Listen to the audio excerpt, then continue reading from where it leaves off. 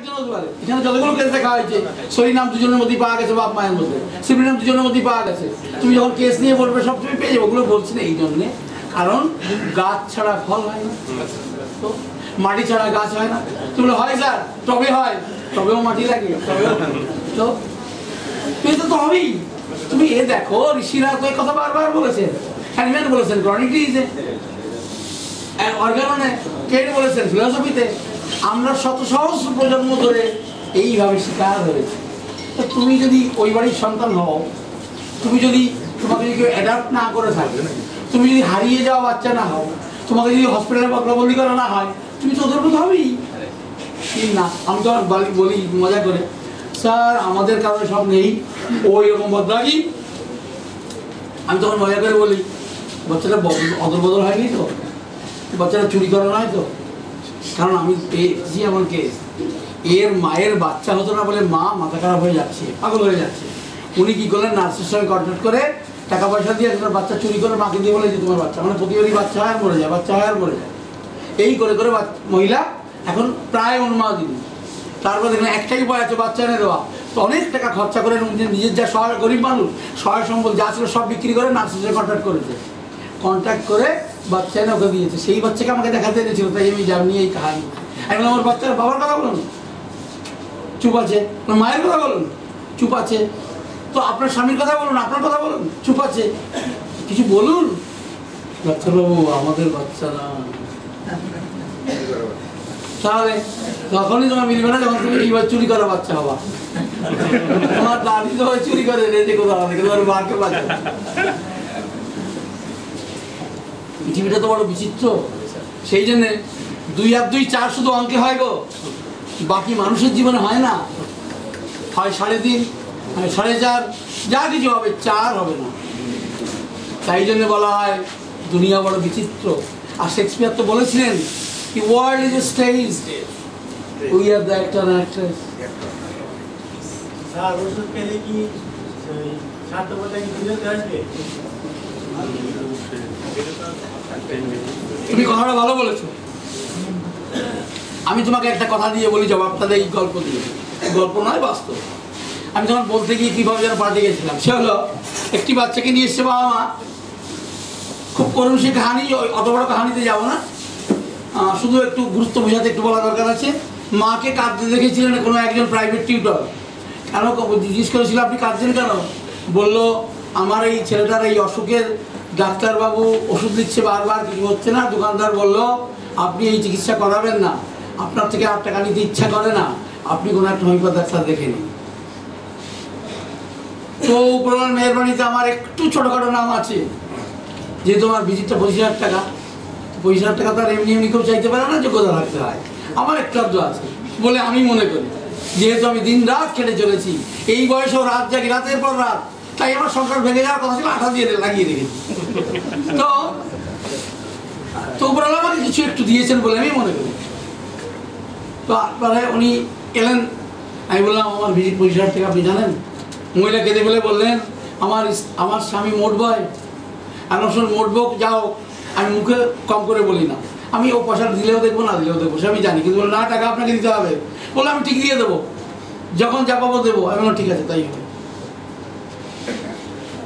এই শর্তে আমি বাচ্চাটাকে নিয়েছি। বাচ্চাটা অসুখে তো ভুগছেই, ডাক্তার মলম দেয় কমে, আবার মলম দেয় কমে, কিন্তু আস্তে আস্তে বাড়ছে। আমিও মলম দিয়েছিলাম, তবে আমাদের কোম্পানিতে মানে আফকো কোম্পানিতে পেট্রোলের নাম জেলি পাওয়া যায়, জেলি জায়গাটাকে ভিজাবার জন্য, ও তো সারে না, কোনো নন মেডিকেলের একটা জেলি। বলছে যাক অসুস্থ তো বলবেই মা, আমিও শুনলাম মন দিয়ে। আমি বললাম আর কিছু বলুন? বললো আর কি বলবো, দেখো আমার তো একটাই ছেলে একটা মেয়ে, এই ছেলে তোমরা সে পড়াশোনা হবে না, ওর বাবা মোট বয়, এ কী করে খাবে আমি জানি না। কেন ও মোট বইতে পারবে না, ওর শরীর খুব কমজোরি, সারাক্ষণ শুয়ে থাকে। কিছু পড়ে তো অমুক ক্লাসে, কিন্তু যায় না, পড়তেও বসে না, কোনোদিনই পড়াশোনায় মন ছিল না, এখনও নেই, এখন তো শরীর খারাপ আরও নেই, আর নোংরা। আমি বললাম ঠিক আছে আমি দেখছি। ওষুধ দেওয়া হলো। তো মা ফোন করছে কিছুদিন পরে, তো গন্ধ বেরোচ্ছে ওগুলো থেকে। ঠিক আছে আপনি একটু পরিষ্কার করে দিন ধুয়ে। তবে আর একটা কারণে ফোন করেছি, কি ও আজকে শ্যাম্পু দিয়ে স্নান করেছে। কেন? আমি কিছু বলিনি, কিন্তু করেছে। এর আগের কথা ছিল ওকে মারতে হয় স্নান করবার জন্য, করে না। তো মা ফোন করেছে দুটো কারণ, এক হচ্ছে গন্ধ বেরোচ্ছে, মানে বেড়েছে, আর এক হচ্ছে ও সাবান দিয়ে শ্যাম্পু দিয়ে স্নান করেছে। আবার কিছুদিন পরে ফোন, ডাক্তারবাবু ও কাঁদছিল, মনে হচ্ছে কষ্ট বেড়েছে। এখন ঠিক আছে, ওষুধটা ছিল 200, এখন 500 খাইয়ে দিন জলে মিশিয়ে, দেখবেন কান্না বন্ধ হয়ে যাবে। বলে আর একটা কারণে ফোন করেছি, কি আজও পড়তে বসেছিল, মাটা মজাদার। আর একদিন ফোন করেছে, আচ্ছা আজকে ফোন করেছি, ও আজ স্কুলে গেছিল। বাহ, তো দারুণ খবর, রসগোল্লা কিনে প্রতিবেশীকে দিন। কেন গো? ওকে তো মারা হতো স্নানের জন্যে, পড়তে বসার জন্যে, স্কুলে যাওয়ার জন্যে। আজকে কেন ও নিজে স্নান করলো? কেন বই নিয়ে বসেছিল? কেন স্কুলে গেছিল? আমাদের সমাজ, মানব সমাজ শুধু রোগ হলে অসুস্থতার কথা ভাবে। স্নান করছে না পেটাবে, পড়তে বসছে না পেটাবে, কথা শুনছে না পেটাবে, দুষ্টুমি করছে পেটাবে। আপনার ভাই জেনে রাখুন, আপনার মানুষকে এটুকু বলুন, কোনো বাচ্চাকে শাসন করবার দরকার নেই যদি তাকে সুস্থতা দেওয়া যায়। আমি রোগের কথা বলিনি, হ্যান্ডমেড করার জন্য উঠেছিলেন। হ্যান্ডমেড বলেছিলেন, physicians high and only mission is to restore the sick, to help, to cure. ঠিক তো? আচ্ছা, পেশেন্ট কি খুব কমজোরি ছিলেন? পেশেন্ট লিখতে কেন বললেন sick? Physicians high and only mission is to restore the sick to health, sick to health. কারণ ঋষি জানতেন আমরা সবাই সিক হয়েই পৃথিবীতে আসি, পেশেন্ট পরে হই। সিক মানে রোগ নয়, সিক মানে অসুস্থতা। অসুস্থতা কোথায়? আমি তো ঠিকঠাকই আছি। সোরা তো আছে ভাই, সব মায়ের জমি আছে, সব অ্যাডভান্স ফ্যাক্টরি আছে, কিন্তু আমি কম্পারেটিভলি রোগীদের থেকে ভালো আছি, তাই আমাকে মনে হচ্ছে আমি সুস্থ। কিন্তু আমরা কেউ আক্ষরিক অ্যাকচুয়ালি সুস্থতা অ্যাবসলিউট টার্ম নয়, রিলেটিভ টার্ম। আপনি কেমন আছেন? ভালো আছি, এই ভালো কথাটা কিন্তু অ্যাবসলিউট নয়, রিলেটিভ টার্ম। ভালো আছি মানে হলো আমার পাশের বাড়িতে একটা লোকের জ্বর হয়েছে, আমার হয়নি। আমার বাড়ির সবার জ্বর হয়েছে, আমার হয়নি। আমার বাড়ির সবার পক্স উঠেছে, আমার হয়নি, তাই বললাম ভালো আছি। মানে উনি সব বলেননি, আমি ওনার হয়ে বলছি আপনাদেরকে। কেমন আছেন? ভালো আছি। বাড়ির সবাই ভালো আছে? না। কেন? সবার পক্স হয়েছে, আমার হয়নি, তাই বলছি আমি ভালো আছি। এই ভালো কথাটা হলো রিলেটিভ টার্ম। ভালো শব্দটি কখনো অ্যাবসলিউট হতে পারে না, পারে না। জেনে নিন এই কথা দিয়ে, আমরা পৃথিবীতে যারা জন্ম নিয়েছি, কোথা থেকে জন্ম নিয়েছি? বাবা আর মায়ের মিলনে। সেই বাবা মাই যেখানে সুস্থ নয়, আমি সুস্থ কি করে থাকবো? ইয়েস সুস্থ, তো রিলেটিভলি সুস্থ, নট অ্যাবসলিউটলি। মানে হলো আমার মধ্যে কোনো সিমটম সেই অর্থে খারাপ সিমটম ডেভেলপ করেনি। একটা বিতর্কিত কথা ওঠে, আপনি তো বললেন বাচ্চা কান্না করছে না, তো ভালো আছে। কান্না না করাটাও কিন্তু ওই রকম রিলেটিভ টার্ম। কি আমার বাচ্চাটা কান্না করে না, অ্যাকচুয়ালি এটা হলো ডিজিজ সিমটম। যে বাচ্চা যত বেশি গ্রেভিং প্যাথোলজিতে ভুগছে, গ্রেভিং প্যাথোলজি মায়ের পেট থেকে নিয়ে এসেছে, সে তার কমজোরির কারণে, ভাইটাল ফোর্সের কমজোরির কারণে সে একটা সুস্থ বাচ্চার লক্ষণ শো করছে না। সুস্থ বাচ্চার লক্ষণ হলো কান্না করা, মায়ের পেট থেকে পড়ে কান্না করা, খিদে পেলে কান্না করা, বিছনা প্রচ্ছাপ করে ভিজালে কান্না করা, ওর শুয়ে থাকতে ভালো লাগছে না, আমাকে একটু কোলে নিয়ে চলো কোথাও, কান্না করা, আমি দোলনায় শুয়ে আছি একটু দোল দিয়ে দাও, কান্না করা। এগুলি কম্পারেটিভলি সুস্থতার লক্ষণ। অসুস্থতার লক্ষণ কোনটি? দোল দেওয়া হচ্ছে কাজে, খেতে দেওয়া হচ্ছে কাজে, ঘুরে নিয়ে বেড়া হচ্ছে কাজে, কোলে নেওয়া হচ্ছে কাজ, সবেতেই কান্না করছে, কান্না বন্ধ হচ্ছে না। তাহলে এটাও কিন্তু অসুস্থতাই হলো। তাহলে আমরা সিকের কথাতে যদি আসি, আমরা কেউ পেশেন্ট নই। যদি পেশেন্ট হতাম আজকে এখানে আসতাম না, কারণ শরীরটা খারাপ। স্যার আমি যাচ্ছি না কারণ আমার খুব পাতলা পায়খানা হচ্ছে। স্যার আমি যাচ্ছি না, আমার খুব বড় জ্বর এসেছে, অনেকটা 102-এর উপর জ্বর, আমি যাচ্ছি না। এটা হলো পেশেন্টের কথা। স্যার এলাম আপনার কথা শুনে, কেমন আছেন? আছি, ভালোই আছি, ভালোই আছি স্যার, দারুণ আছি। দারুণ আছেন মানে মানে সেই ওষুধ বলেছিলেন না, সিমলিনার মেডিসিন, আমি ভালো আছি। কী করে বুঝলেন? কারণ আমার স্ত্রী বলে আমি আগের মতো গালাগালি করি না, বাচ্চাদের মারধর করি না, আমি পড়াশোনা করি, আমার আগে 1 ঘন্টার বেশি পড়তে ইচ্ছা করতো না, আমি এখন ঘন্টার পর ঘন্টা পড়ি। স্যার আমি দারুণ আছি। দ্যাট অলসো অ্যাবসলিউটলি ভালো নয়, দ্যাট অলসো রিলেটিভলি ভালো। মানে হলো ওনার মধ্যে সিমলিটিক মায়াজম চলে যায়নি। ভাইটাল ফোর্স ডমিনেন্ট হওয়ার কারণে শরিক মায়াজম রিসেসিভ হয়েছে। শরিক মায়াজম রিসেসিভ হওয়ার কারণে সিমলিটিক মায়াজম রিসেসিভ হতে বাধ্য হয়েছে। আছে সবাই, শুধু তার এখন রিসেসিভ আছে বলে তার শিষ্যরাও রিসেসিভ আছে। আর যেহেতু সিমলিটিক মায়াজম রিসেসিভ আছে, সেই জন্যে সে যে আগে ভুলে যেত, ভুলছে না। সে আগে একটুখানি পড়ে ক্লান্ত হয়ে যেত, ক্লান্ত হচ্ছে না। সে আগে ভাই বললে সারা বলতো, বলে না। রান্নায় যদি লবণ বেশি হতো ছুঁড়ে ফেলে দিত, ফেলে না। ভাতটা নরম হলে হাঁড়ি ভেঙে দিত, ভাঙে না। কেন? তার মধ্যে একটা বিচার বুদ্ধি এসেছে। যে ডিস্টারবেন্সের কারণে, যে মায়াজমের প্রিডমিনেন্টের কারণে তার ধৈর্য শক্তি চলে গেছিল, ক্লান্তি তাকে গ্রাস করেছিল, সেখান থেকে সে নিজেকে বের করে আনতে পেরেছে। আবার ফিরে যাই আগের কথা। কত বাজে স্যার? 11টা। ঠিক আছে স্যার, আপনি আমাকে 12টা বাজে একটু মনে করবেন প্লিজ।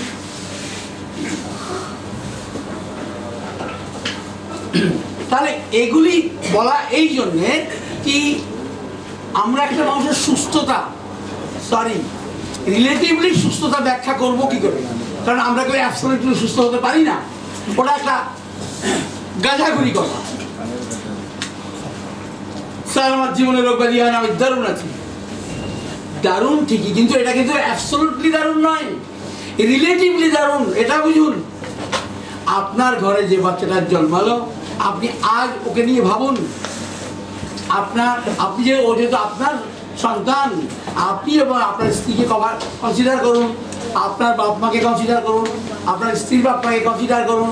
কনসিডার করে ওর জন্যে সম্ভাব্য ওই 6টি সাইকেলের কোনটি প্রিডমিনেন্ট, এটা এখন থেকে ভাবতে শুরু করুন। ওষুধ দিন আর না দিন, কারণ দ্বিতীয়ত একদিন হবেই। আপনার সন্তান ক্লাস 1-এ 100-তে 100 পেত, 2-তে 99 পেত, 3-তে 90, 4-এ 80, 5-এ 60, তারপরে 50, 40, এখন 20ও পায় না। কেন এমন হলো? স্যার আমি কিন্তু একে মাস্টার কোনোদিন কম দেইনি, কোন অজানা কারণে ওর এই অধঃপতন আমি জানি না। ও কিন্তু মন দিয়েই সব করে। আমার মন বলছে ওর স্মৃতিশক্তি ধীরে ধীরে কমে যাচ্ছে। প্লিজ একটু দেখুন কি করা যায়। আমার তো এই একটাই সন্তান।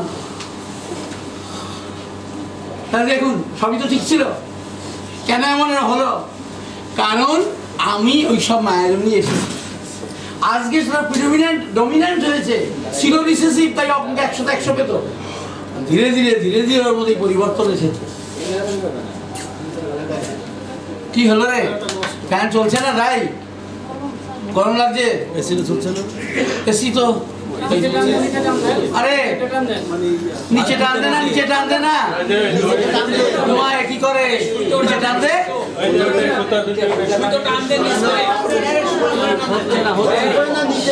নিচে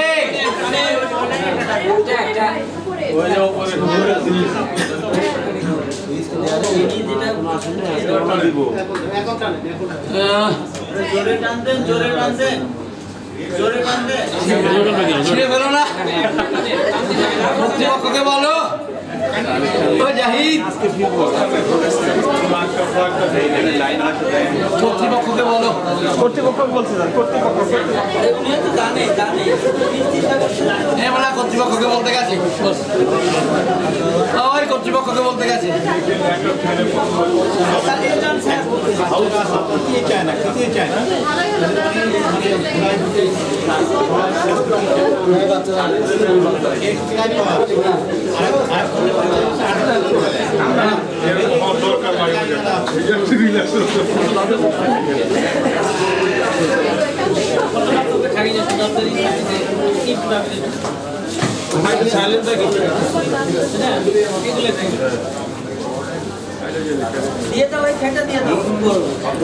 উনি ওনার কাজ করতে থাকুক, আমরা ওনার কাজ করতে থাকি। হ্যাঁ,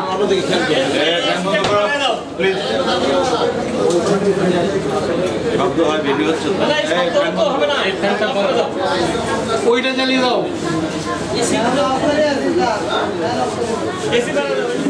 থেকে অ্যালার্ট না থাকি তাহলে কি হবে, ধীরে ধীরে আজকে ভালো থাকলো কাল খারাপ হবে, এটাই ভবিতব্য। এটা সবার জন্য এই নিয়ম। আমরা সব দিন ভালো থাকতে পারি না, কারণ ওই 6টা সাইকেল, আমরা সবাই 6টা সাইকেল নিয়ে আসি।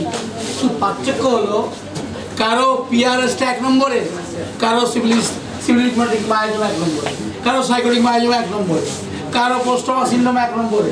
সবার ক্ষেত্রে হিসাবটা হয় না। তো আজকের পরে আপনাকে এই অঙ্ক করা শিখতে হবে কি আপনি আপনার মধ্যে কোনটা সবার 1 নম্বরে আছে, আপনার স্ত্রীর কোনটা 1 নম্বরে আছে, আপনার বাচ্চাদের কোনটা 1 নম্বরে আছে, এই অঙ্ক করা শিখতে হবে। এবং আজকে যে পেশেন্টটি আপনার কাছে এলো, বা আপনি আমার দরকারি পেশেন্ট, আগে আপনাকে নিয়েই বলি, আমাকে নিয়েই বলি, আমি আমার হিসাব আজ করব। আমার 1 নম্বর কোনটা আমার মধ্যে, সঙ্গে আমি আমার বাবা মায়ের চরিত্র হিসাব করে 2 নম্বর কোনটা হবে, 3 নম্বর কোনটা হবে, 4 নম্বর কোনটা হবে, 5 নম্বর কোনটা হবে, 6 নম্বর কোনটা হবে, আজকেই ঠিক করে রেখে দেবো। এবং যেভাবে যেভাবে আমার মধ্যে ওষুধ খাওয়ার 1 নম্বরের জন্য ওষুধ খাওয়ার পর পরিবর্তন হবে, সেটাও আমি নোট রাখবো। এখন আমার মধ্যে কয় নম্বরটা ডমিনেন্ট হলো, এই যে হিসাবটা আমি বললাম, এই হিসাবটা আমি ডাক্তারবাবু আমার জন্য, আমার স্ত্রীর জন্য, আমার বাচ্চাদের জন্য এবং আমার পেশেন্টদের জন্য এই হিসাবটাই আমরা প্রথম দিন থেকে করা শিখবো এবং কখনোই ফাঁকি দেব না। যদি ফাঁকি দিই তাহলে ওই যে পয়সাটা দিয়ে গেল ওটা কিন্তু হালালের হবে না, হারামের হবে। ফলে ধর্ম যদি করতে হয়, শুধু নামাজ রোজা নয়, পূজা আর্চা নয়, গির্জায় যাওয়া নয়, ধর্ম আপনার ধর্ম কিন্তু, আপনি একজন ডাক্তারবাবু, আপনার ধর্ম কিন্তু এই সেবা কাজ, ওটা করুন। আমি কিছু বলিনি, যে যার ধর্ম করুন, কিন্তু ডাক্তারবাবুদের একটাই ধর্ম, সেটা সব থেকে বড় ধর্ম, সেটা হলো সার্ভিস দেওয়া মানুষের জন্য। সব ধর্ম করুন, কিন্তু আপনি কোনো ধর্ম আপনাকে এর থেকে বাঁচাতে পারবেন না যে লোকের হারামের পয়সা নেন। কোনো নামাজ রোজা, কোনো পূজা, কোনো গির্জা বাঁচাতে পারবে না। উপরওয়ালা বলবে তুই হলি এক ধর্মের আর কাজ করছিস অন্যের, ফলে সব জলাঞ্জলি হয়ে যাবে। নামাজ রোজার কোনো খরচ আপনি আদায় করতে পারবেন না, পূজার কোনো মহত্ব আপনি পাবেন না, গির্জা যাওয়ার কোনো মহত্ব আপনি পাবেন না, কারণ আপনার ধর্ম কিন্তু সব থেকে বড় ধর্ম আপনার কাছে মানুষের সেবা, সেটাই আপনি করেন না। কোনো ধর্মের মানুষ নন আপনি। ফলে নিজের ধর্ম বুঝুন, আর এই বোঝাটাও কিন্তু আসবে আপনি যখন নিজেকে সুস্থ করতে পারবেন, আপনার মধ্যে 6 সেন্স ডেভেলপ করবে। আজকে বাড়িতে গিয়ে প্রথম এই লেখাগুলি পাওয়ার পরে একটা চ্যাপ্টার আছে, তার ফার্স্ট পেজ আছে ইম্পর্টেন্স অফ আর্লি লাইফ। এর মধ্যে একটা 5ম চ্যাপ্টারের ভিতরে আছে ইম্পর্টেন্স অফ 6 সেন্স। তোমাদের বলেছিলাম তোমরা এটাকে সাইলেন্ট করো। তাড়াতাড়ি সকাল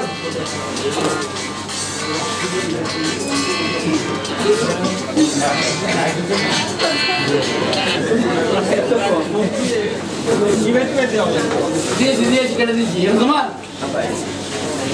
তোমার কথা শুনছে না এটা? হ্যাঁ, আবার ফোন আসবে। আচ্ছা, এরপর আমি অন্য প্রসঙ্গে যাই। হ্যাঁ, যা বলছিলাম, 6 সেন্স বলে একটা চ্যাপ্টার আছে, দেখছি কত নম্বর পেজে। আজকে বাড়িতে গিয়ে প্রথম সেইটা করবেন প্লিজ। ওই আপনার সব পড়তে হবে না। সবের মূল চ্যাপ্টার হলো পেজ নাম্বার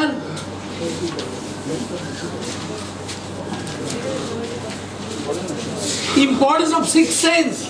আমি লিখেছি কেমন করে সিক্স সেন্স জাগাতে হয়, কেমন করে নিজেকে সুস্থ করতে হয়। এটা ডাক্তারবাবুদের জন্য, এটা শুধু ডাক্তারবাবুদের জন্য, এই চ্যাপ্টারটা রুগীর জন্য নয়। তাই আজকে বাড়ি থেকে প্রথমে সিক্স সেন্স এই চ্যাপ্টারটা পড়ুন। আর এর পরের চ্যাপ্টার আছে why only few medicines out of 8,000 homeopathic medicine. কেন, কি ভূত চাপলো আমার মাথায় যে এতগুলি 150-র উপর ওষুধ নিয়ে কাজ করেছি, আজ কমাতে কমাতে 10-এ গিয়ে দাঁড়িয়েছি। কেন? আমি লিখেছি আমার সে কথা। তবে আমি সব সময়তেই উপরালার নাম এই জন্যে করি, আমি যখন লিখতে শুরু করেছি আমি বুঝছি না কি লিখবো। তারপর দেখুন কতগুলো পেজ লিখেছি, আমি মনে করি ওই লেখাটাও উপরালাই আমাকে দিয়ে লিখিয়েছেন, আমি তো বুঝতেই পারছিলাম না কি লিখবো। ঠিক ছিল লিখবো, কিন্তু লিখতে গিয়ে দেখি কিছু মাথায় আসছে না। এক সময় কলম শুরু হলো থামে না, অনেকটা লিখেছি, প্রাণ ভরে লিখেছি। আপনারা পড়লে বুঝতে পারবেন কেন এত মেডিসিন থেকে শুধুমাত্র এই কজনকে বেছে নেওয়া হলো, কেন বাকিরা অন্য অত সব ওষুধ দিয়ে কাজ করে।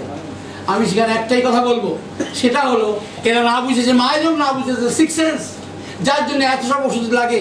যখন আপনার মধ্যে সিক্স সেন্স জেগে উঠবে আপনি দেখতে পাবেন না কিছু। দেখুন আমি এইভাবে তাকিয়ে আছি, আমি শুধু আমার সামনের লোকগুলি দেখছি। যদি না এদিকে ঘুরি এগুলো দেখতে পাবো না, যদি এদিকে ঘুরি এদিকে দেখতে পাবো না। আপনি সোজা তাকানো শেখেন, কিছু শুধুমাত্র সামনের ওষুধগুলো যদি দেখতে পাবেন, আর যদি সব দিকে দেখেন সবাইকে দেখতে পাবেন, তখন মনে হবে ইয়েস উনি ঠিক ভুল বলেছিল, সবাইকেই লাগবে। তো আপনি প্রথমে পড়ুন সিক্স সেন্স, পরে পড়ুন ওই চ্যাপ্টারটা। আমার একটুখানি বলতে ইচ্ছা করছে, যদি এখন মনে নাই কি লিখেছিলাম, কেন এতগুলি, শুধু একবার একটু চোখ বুলিয়ে নিচ্ছি।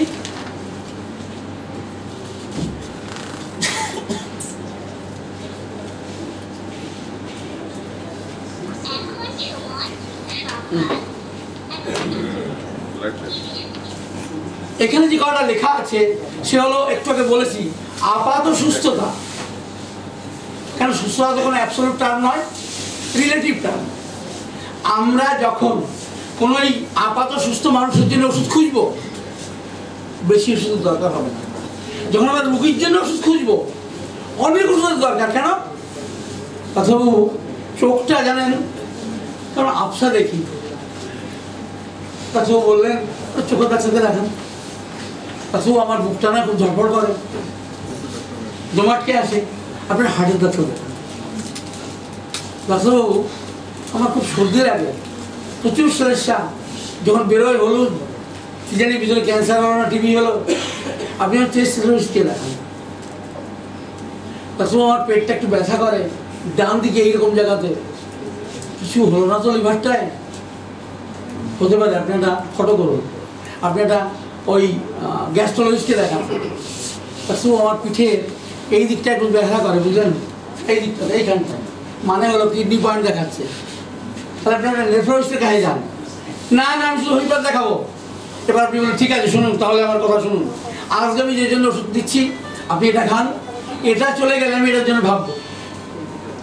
অ্যালোপ্যাথির তো অনেক দুর্নাম না, আমি হোমিওপ্যাথ, আমি কি করছি আজকে এটার জন্য বুঝতাম, আমি আজকে যা ওষুধ দিলাম আপনার মোটামুটি এই বুক ধরপড়ানি বন্ধ হয়ে যাবে, চোখের জন্য পড়া, আবার ডাক্তার বুক ধরপড়া বন্ধ হয়ে গেল, এবার চোখের জন্য গেলেন আপনার ওষুধ দিলেন, তারপর এই ব্যথার জন্য গেলেন এদের ওষুধ দিলেন, তারপর হাড় ব্যথার জন্য গেলেন, কোমর ব্যথা আর একটা ওষুধ দিলেন। তাহলে আমরা কি কম বড় অ্যালোপ্যাথ? ডিগ্রি না থাকতে পারে, কিন্তু আমরা অ্যালোপ্যাথের বাপ। তাই তো 8,000 ওষুধ। আমার কামাল সাহেব বলবেন ওরা 8,000 না 7,700, আমি অত কথা লিখতে গেলে পয়সা কালি খরচা পেয়ে 8,000 লিখে দিয়েছি।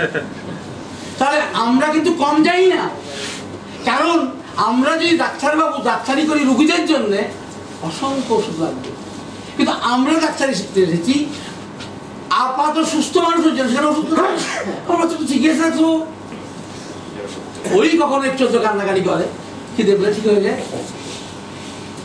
তবে হ্যাঁ, আমার বাচ্চারা অল্প দিনের মধ্যে কেমন সুন্দর স্বাস্থ্য হয়ে গেছে স্যার, দারুণ, সবাই বলে কি ভালোই আছে বাচ্চাটা। আপনি এখান দিয়ে শুরু করুন, দেখবেন বেশি ওষুধ আসছে না, তো সমস্যাই হয়নি, ওষুধ থেকে বেশি আসবে। যেদিন সর্দি হলো সেদিন একটা ওষুধ, যেদিন মাথায় চর্মরোগ হলো আর একটা ওষুধ, যদি পায়খানা করছেন আরেকটা ওষুধ, যদি পাতলা পায়খানা করছে আরেকটা ওষুধ, কত ওষুধ। হোমিওপ্যাথি ওষুধের অভাব নেই ভাই, নিন আর দিন, ঝামেলা শেষ, পেশেন্ট পার্টি খুশি। আরে ডাক্তার কি ডাক্তার, গ্যালির জলও দেয় সাথে সাথে আরাম। কেন বলেছিলেন সাথে সাথে অ্যান্টিডোট করো, ও জমদূত।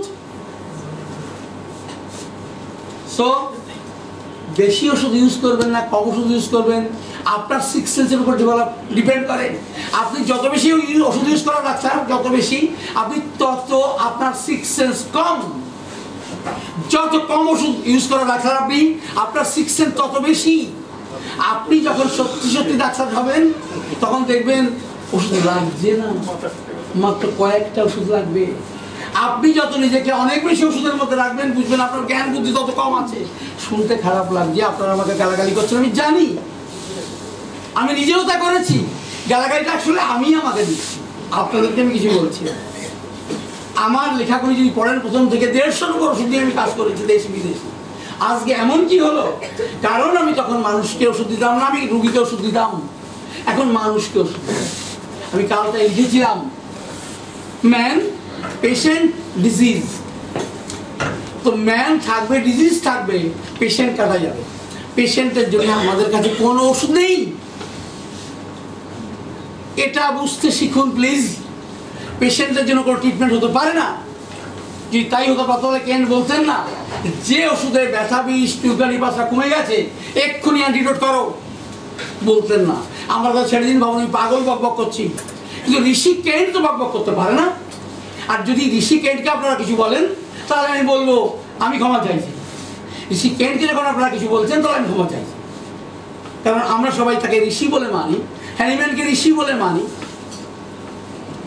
সেই জন্যে আমিও বলবো সেই কথায়, যে ওষুধে জ্বর এক্ষুনি কমে গেছে আগে অ্যান্টিডোট করুন, জ্বর আনুন।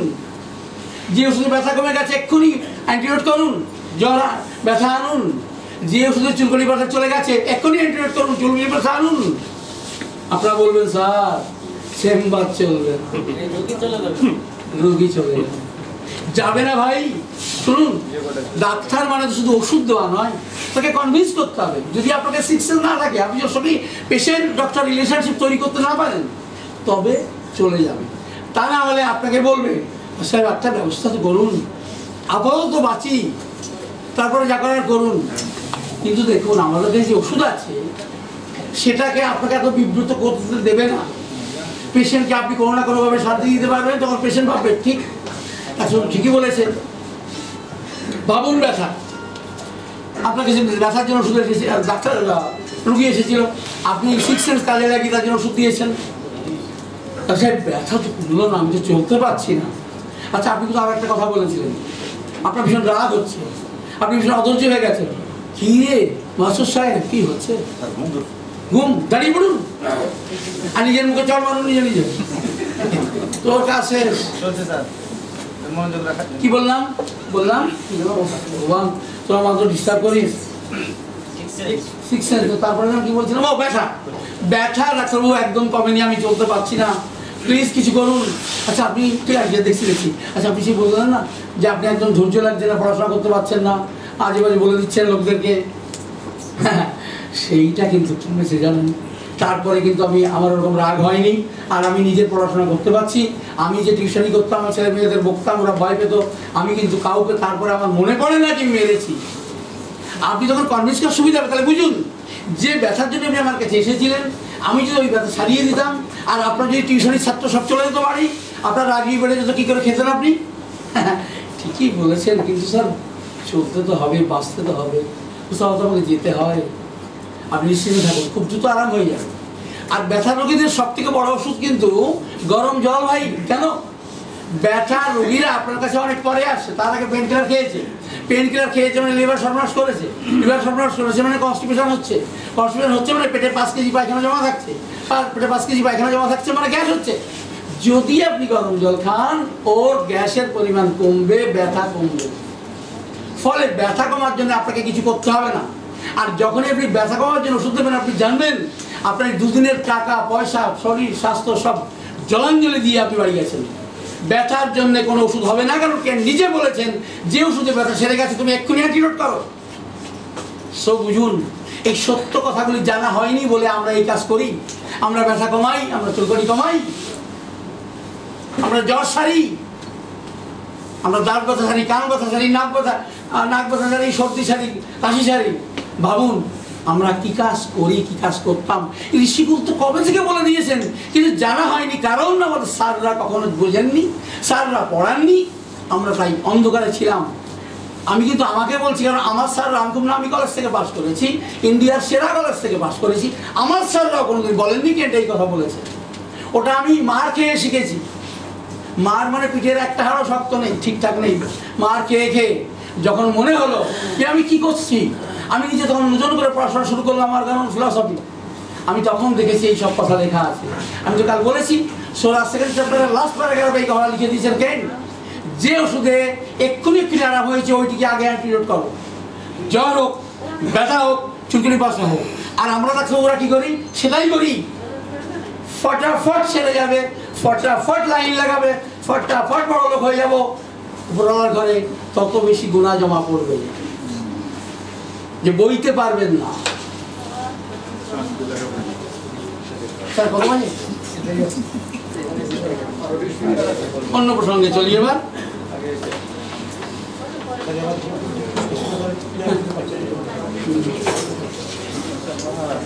স্যার ভাবছিলাম প্রশ্নটা কি করবো, আমার সম্পর্কে পার্টি বা পেশেন্ট আপনাকে খাদ্য খাওয়ার জন্য বসে আছে, কারণ আপনি আগের দিন টাকা নিয়েছিলেন, আপনার কাছে আবার গেলে আবার টাকা দেবেন, এই জন্য আপনাকে চেপে রাখছেন। যায় হ্যাঁ আপনি আমাকে ফুটিল আমার জ্বর হয়ে গেছে, আমি এর আগে ডাক্তারকে টাকা দিয়ে ওষুধ দিয়েছিলাম, জ্বর সেরে গেছিল। আপনাকে কিন্তু এটাও জানতে হবে কি করে পেশেন্টকে কনভিন্স করতে হয়। আপনি ভাই জ্বরের জন্য যে ওষুধ খেয়েছিলেন ওটা জ্বর চাপা পড়েছে, ও কেন হয়েছে, আমি ওষুধ দিয়েছি সেই চাপা পড়া জ্বরটাই বেরিয়ে এসছে, আপনার কোনো কষ্ট হবে না। বলুন সকালে কি খেয়েছেন? খেয়েছি ডিমের অমলেট দিয়ে রুটি খেয়েছি, ফল খেয়েছি, তারপর আমার স্ত্রী খিচুড়ি করেছিল খেয়েছি, জ্বর হয়েছে এত কিছু খেয়েছিলেন তাই না? আচ্ছা আগের দিন যখন ডাক্তারবাবুর কাছে গেছিলেন জ্বরের দিন তখন কি খেয়েছিলেন? খেতে পারছিলাম না।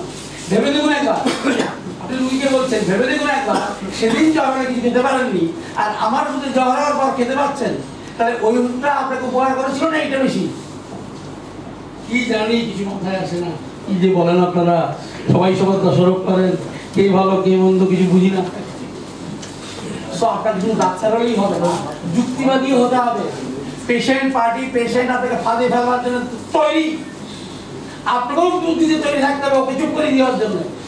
ফলে আপনাকে এই সব দর্শনের কথা আপনাকে জানতে হবে। হোমিওপ্যাথ ডাক্তার মানে অনেক বড় কথা।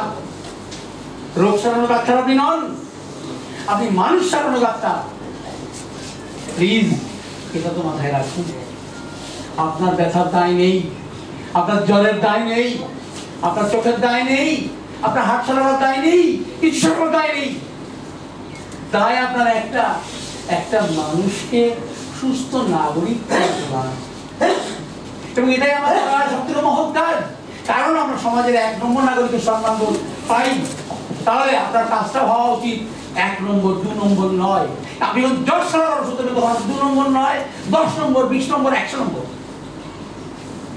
যখন মানুষের জন্য ওষুধ দেবেন সেই অনুযায়ী জ্বর সারবে, মানুষটাও ভালো হয়ে যাবে। ওই যে বললাম ছেলেটি মা ফোন করছে আনন্দে, আমার ছেলেটি আজ স্নান করেছে, এভাবে বন্ধ রয়েছে।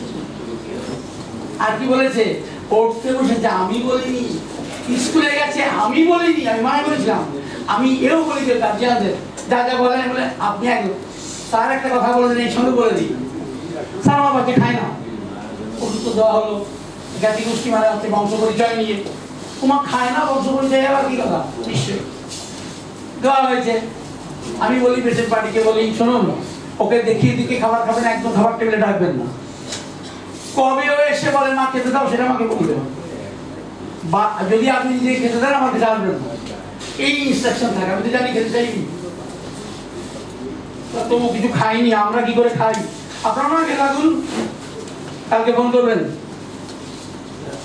বলুন কি ফোন করেছেন, ওই বললো আর কি একটু মুড়ি খাবে, ঠিক আছে খাক, আর আপনারা মুড়ি খেয়ে থাকুন। আর কিছু ভাত খেয়েছে, পরের দিন ফোন আপনার কাছে গুলো খান। খাওয়া না খাওয়া আপনি সব সমস্যা দেখবেন কেন? আপনার ডিউটি তো মানুষ দেখা। ও খায় কিনা খায় এখন গায়ে ভরে যাচ্ছে। আপনার দায় একটা মানুষকে সুস্থ নাগরিক করে তোলা। আমাদের সবার দায় একটা মানুষকে নাগরিক, সুস্থ নাগরিক করে তোলার। খাওয়া বা দায় নেই, পড়াবার দায় নেই, ব্যথার দায় নেই, জ্বরের দায় নেই, কোনো দায় নেই। আমি সোজা কথাটা অনেকবার বলেছি, আপনাদের একঘেয়েমি লাগতে পারে, কিন্তু আমি কি আপনাদেরকে বলতে পেরেছি রোগ নয়, রোগী নয়, মানুষ। সবার উপরে মানুষ সত্য, তাহার উপরে নেই। আপনি আজ আপনার জীবন দর্শন এটা এই বলেছে, আজকে এখান থেকে বেরিয়ে যান, মানুষই আমার কাছে সবার আগে, রোগ নয়। তবে রোগ সম্বন্ধে জ্ঞান থাকা দরকার, না হলে কিন্তু তাহলে কিন্তু সুবিধা হবে। ও ডাউন সিনড্রোম, আরে স্যার তো বলেছে ব্যাস, প্লিজ কেন বলো কি বলবে? আরে কি ডাক্তারে শুনলো না, পেলো না? স্যার একটা প্রসঙ্গ কথা, প্রসঙ্গ বলুন। ভয়ঙ্কর এবং অস্বাভাবিক লক্ষণ নিয়ে আমাদের কাছে যে সমস্ত রোগী আসছে, কার্বোহাইড্রেট এবং হাইড্রোফোবিক নামে যে কথাবার্তা, সেখানে দেখা যায় যে ভয়ঙ্কর পেটের যন্ত্রণা নিয়ে এসেছে। হবে না, কার্বোহাইড্রেট দেওয়ার পরে দেখা যাচ্ছে সেটা কমে গেছে। আপনি তো এটা ভুল করে গেছেন। বসুন, আমি বলেছিলাম ভয়ঙ্করটা কি, শুরুটা ওরা বলে ভালো করেছেন। শুনুন, ভয়ঙ্কর এখন হয়েছে। কি হয়েছে? ক্যান্সার হয়েছে, ১০০ বছর মারা গেল, ভয়ঙ্কর। বয়স কত? ৯০ বছর ৩ মাস। আর্লি লাইফ, আপনি এটা যখন পড়বেন ইম্পর্টেন্স অফ আর্লি লাইফ, তখন এই কথাটার মানে বুঝবেন। এখন বুঝবেন না, আপনি বাড়িতে নিয়ে গিয়ে পড়ুন। Importance of early life. Early life মানে হলো প্রেগন্যান্সি পিরিয়ড, ক্লাস ১২ বছর। কি বোঝা গেছে? আপনার পেটে ব্যথা মরে যাচ্ছেন, আপনার ওষুধ হবে না, হাইড্রোফোবিক না। কিন্তু আপনার ঘরে আপনার নাতিপুতি এক্ষুনি পেটে ব্যথায় মারা যাচ্ছে, বয়স কত? ১ দিন, ৩ দিন, ৭ দিন, ১ মাস, তার জন্য হয়। তাও কিন্তু বংশ পরিচয় নিয়ে আপনি কথা বলে ভালো করেছেন, সবার জন্য এটা ভালো হলো যে ভয়ঙ্কর, কিন্তু যে কোনো বয়সের জন্য নয়। কার্বোহাইড্রেট দিচ্ছে, আমার তাদের যন্ত্রণা নিয়ে এসেছে। আপনি বুঝুন না, আপনি ঠিক করছেন না। এই কার্বোহাইড্রেট নিয়ে তাদের চলে গেল, আপনি ভুল করেছেন। উনি এই ভুল কথাগুলো বলে ভালো করছেন, এই ভুলটা আপনারাও করতে পারতেন। কি বলেছেন? বলেছেন এক্ষুনি যে ওষুধের যন্ত্রণা চলে গেল, আগে অ্যান্টিডোট করো। আপনি বাড়ি যে ওষুধগুলো রোগীকে ডেকে এনে ঠিক করবেন, ওটা আপনার দায়, কারণ আপনি তার ক্ষতি করেছেন। বোঝা যায়নি স্যার? বোঝা যায়নি? কার্বোহাইড্রেট দিয়ে আপনি দরজা করে নিজের ক্ষতি করেছেন, বুঝেছেন? বাড়িতে গিয়ে ওকে ডেকে দিন, আপনার নিজের দায়ে। দরকার হলে বাস খরচ দিয়ে দেবেন, পথ খরচ দিয়ে দেবেন, কারণ ভুলটা আপনি করেছেন। তাহলে কি বললাম? কেন্টের কথা আবার স্মরণ করিয়ে দিই। কোন ওষুধে এক্ষুনি সিমটম চলে গেছে, আপনি মহা ভুল করেছেন, মহা সর্বনাশ করেছেন। তাই আপনি অ্যালোপ্যাথন, হোমিওপ্যাথন, আয়ুর্বেদন যাই হন তাই হন, কারণ আমাদের অসুখগুলি কিন্তু অত সহজে হয় না, ও একটা প্রসেস আছে। আপনি এক্ষুনি কমিয়ে দিচ্ছেন মানে কি? চরম ক্ষতি করবে না, এটাই আপনার, এটা এক ধরনের অনেক বড় গুনাহ মানুষের জন্য, পাপ মানুষের জন্য। আপনাকে সাজাতে হবে। আমি তো বলেছি আপনার কোনো সারা ব্যথা হয়নি, জ্বর ব্যথা, দাঁত ব্যথা, গরম ব্যথা, কিছু সারা ব্যথা হয়নি। আপনার দায় মানুষকে ওষুধ দেওয়ার, দাঁত ব্যথা এমনিও কমে যাবে, এক্ষুনি কমবে না, সময় নেবে কিন্তু কমে যাবে। আপনি ওকে কি বলবেন? আপনি গরম জল প্রকৃতি করুন লবণ দিয়ে, দাঁত ব্যথা সারাবার দায় আপনার নেই। কতবার বলছি একটা কথা, তবে আপনি কিছু প্রাসঙ্গিক কথা বলেছেন বলে আপনাকে ধন্যবাদ। এই ভুলটা অনেকেই করতো। স্যার অ্যান্টিডোট কিভাবে করতে হবে স্যার? কালকে বলেছিলাম, আবার বলছি, তুমি বলেছো অ্যান্টিডোট তৎকালীন যুগে ঋষিরা বলে গেছেন এই লাগে এই অ্যান্টিডোট। এই যুগে আমি অথম বলতে চাই, ওর জন্য যে মেডিসিন হবে, সুস্থ অবস্থার মেডিসিন হবে, ওই মেডিসিন দুটো কাজ করবে, একটা অ্যান্টিডোট, একটা কিউরেটিভ। আমার কথা বোঝা যায়নি, আমি আর একবার বলছি। ভাবুন, কাল আমি ব্রাইনিয়ার দিয়েছিলাম, ব্রাইনিয়ার দিয়ে দাঁত ব্যথা কমিয়েছি বা জ্বর কমিয়েছি। রুগী বলছে ডাক্তারবাবু আমার দাঁত ব্যথা কমে গেছে, জ্বর কমে গেছে, আমার মাথাটা ঝিমঝিম করছে, আজ পায়খানা হয়নি, আমার রোজ পায়খানা হয়। তার মানে কি হলো? ঠিক হয়নি। এবার রিপোর্টের পিছনে লেখা আছে ব্রাইনিয়ার অ্যান্টিডোট কি হবে, খুঁজতে হবে না।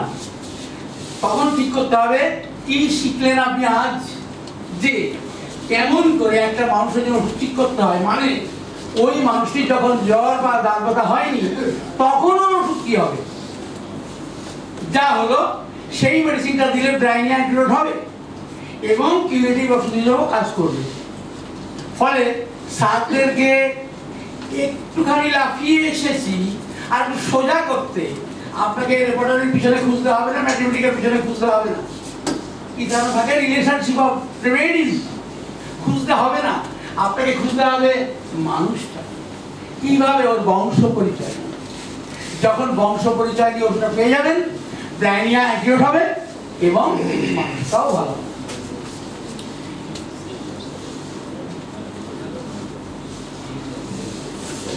স্যার আরেকটু ক্লিয়ার করার জন্য অনুরোধ জানিয়েছেন। আমার বলে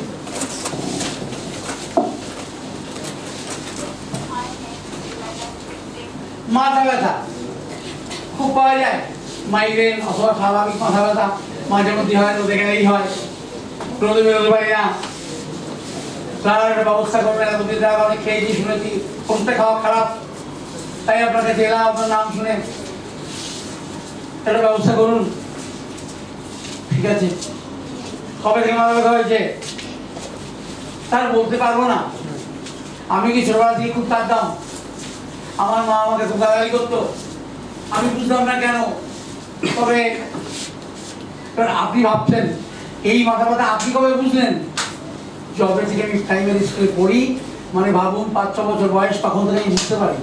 তাহলে ধরে নিতে হবে এই মাথা ব্যথা আসলে ও মায়ের পেট থেকেই পেয়েছিল, কারণ মায়ের পেট থেকে বড় যে কান্না ছিল সেই কান্না কিছুতে বন্ধ হতো না। বেশ, আপনি ওর desire, aversion, botany, concomitant, position, sensation, location সব বিচার করে একটা ড্রাগ এলো। ভাবুন মাথা ব্যথা তো কোনো নেই গেল, আপনি ওষুধ দেওয়া মাত্র কি দারুন, আপনার বুক 36-এর জায়গায় 46 হয়ে গেল, কলার খুলে দিলেন, বন্ধুকে ফোন করে জানিয়ে দিলেন, জানিস কেস এসেছিল, গ্লোনাইন নিয়েছি, ফেটে গেছে কেস, কেস পারেনি আপনি ফেটে গেছেন।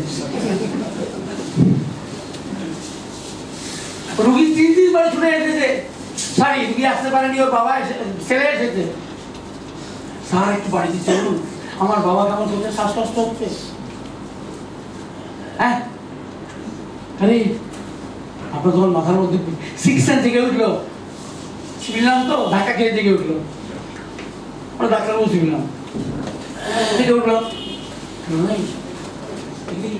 কি আছে, আরে না এটা নিয়ে খাইয়ে দেওয়া, আমি যাচ্ছি। আসলে ডাক্তার জানতে চাইছে খাইয়ে দেওয়ার পরে কি হয়, অন্য ওষুধ দিয়ে যাবে, এত তো বুদ্ধি আছে, ওই ডাক্তার বুদ্ধি না থাকলে হবে, ফোন করো খাইয়ে। তো আমার বাবা এখন একটু ঘুমোচ্ছে, আরে ফাটাফাটি কোনটা যে ফাটাফাটি কে জানে, বলা যাবে হয় না, হয় কোনোদিনই ফাটাফাটি না, ফাটাফাটি যাও একটা হবে, আসলে কোনোটাই ফাটাফাটি না। এইবার ভাবুন ডাক্তারগুলোই সেমে ভাবছেন আমি এই দিনে ওই কাজই করেছিলাম। এইবার বাড়ি গিয়ে ওনার নিজের দায় থেকে ডেকে নিলেন, আচ্ছা আপনি সেই বলেছিলেন না আমাকে, আপনি যখন 1-এ পড়েন তখন মাথা ব্যথা, তারপরে বলেছিলেন আপনার মা আপনাকে গালাগালি করতো, আপনি খুব কাঁদতেন, কান্না গিয়ে বন্ধ করে শুনেছিলেন আপনি, ঠিক? হ্যাঁ স্যার আপনি ঠিক বলেছেন। আপনার মা জানি কিছু মারা গেছিলেন? আমার মা তো খুব ভুগতেন, কিসেতে মারা গেছিলেন ঠিক বলতে পারবো না, তবে আমার মা খুব কষ্ট পেতেন, কি জানি হয়তো আমিও ওই জন্য কষ্ট পেতাম। ড্রাগ ইজ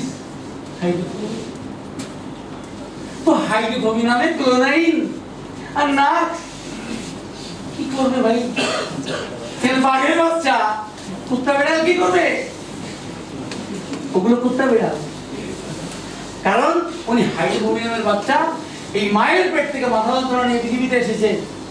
ক্লোরাইন কি করবে, ক্লোরাইন তো তখনকার দিনে মাথা ব্যথার ওষুধ, কিন্তু মাথা ব্যথা হচ্ছে মায়ের পেট থেকে।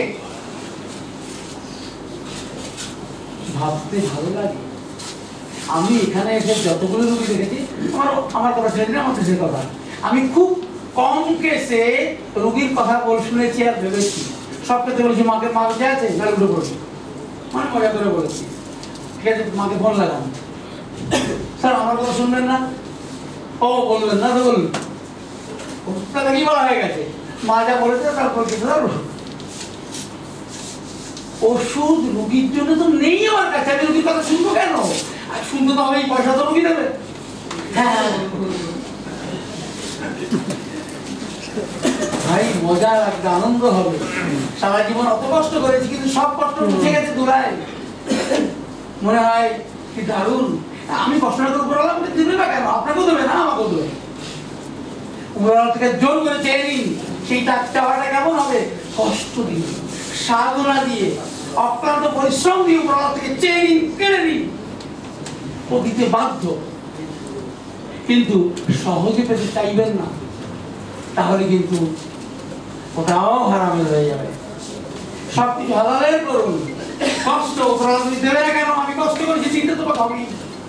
তবে হ্যাঁ, আপনি যদি এখানে ধান তুলতে চান, কষ্ট করে মাটি নিচে থেকে এনে এখানে ধান তুলবো আমি, মাথা খারাপ আছে, এইখানে না লাগাতে খেত খাবার হয়েছে না। পরিশ্রমটা হবে, সাধনা হবে, নির্দিষ্ট নিয়ম মেনে, শৃঙ্খলা মেনে, তাহলে আমি এইবার আমার স্যারকে কিছু বলতে বলবো, এই স্যার চলে যাবে।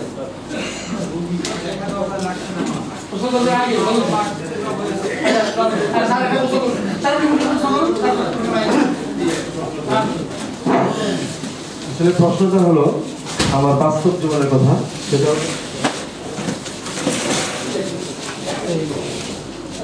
আমার চিকিৎসা জীবনে 3টা রোগী পেয়েছি আমি, যেটা হলো অ্যাজোস্পার্মিয়া রোগী। অ্যাজোস্পার্মিয়া হলো absence of semen, sperm, absence of sperm. এই রোগীর কোনো চিকিৎসা আমি দিতে পারিনি, অক্ষম, আমি জানি না। কিছুদিন পরে দেখা গেল, 2 বছর 3 বছর পরে দেখা গেল ওই 3টা রোগীর ভিতরে একটা রোগীর বাচ্চা হয়ে গেছে, কনসিভ হয়েছে। আমার মাথায় হেডেক, এটা কখনো হওয়া সম্ভব না, এটা তো কোনো কিছুই সম্ভব না। তাকে টাকা হলো যে কিভাবে কি কোথায় কি চিকিৎসা করছেন। উনি পিজিতে চিকিৎসা করছেন, বারডেমে চিকিৎসা করছেন, বিভিন্ন জায়গায় এলোপ্যাথি চিকিৎসা করছেন।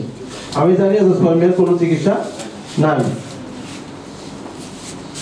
এখানে আমার ডাউটটা হচ্ছে, এই হাজবেন্ড এবং ওয়াইফের মিলনে ওনার বাচ্চা হয় নাই, বাচ্চা হয়েছে ওনার কেরিয়ার অন্য কোনো জায়গা থেকে কালেকশনে। কারণ ওই মহিলার বিভিন্ন সমাজে কথা শুনতে শুনতে মাথাটা জ্বালাভালা হয়ে গেছে, এখন সংসার নষ্ট হয়ে যাওয়ার মতো অবস্থা। সেই সংসারকে টিকে রাখার জন্য সেই গোপনে যে কোনো একটা পথ অবলম্বন করে সে বাচ্চাটা নিয়েছে। এই ক্ষেত্রে ওই বাচ্চা যে কেরিয়ার নিয়ে বসবে, তার ক্ষেত্রে আমরা সিমটমকে কিভাবে অ্যানালাইসিস করব, এটা প্রথম কোশ্চেন।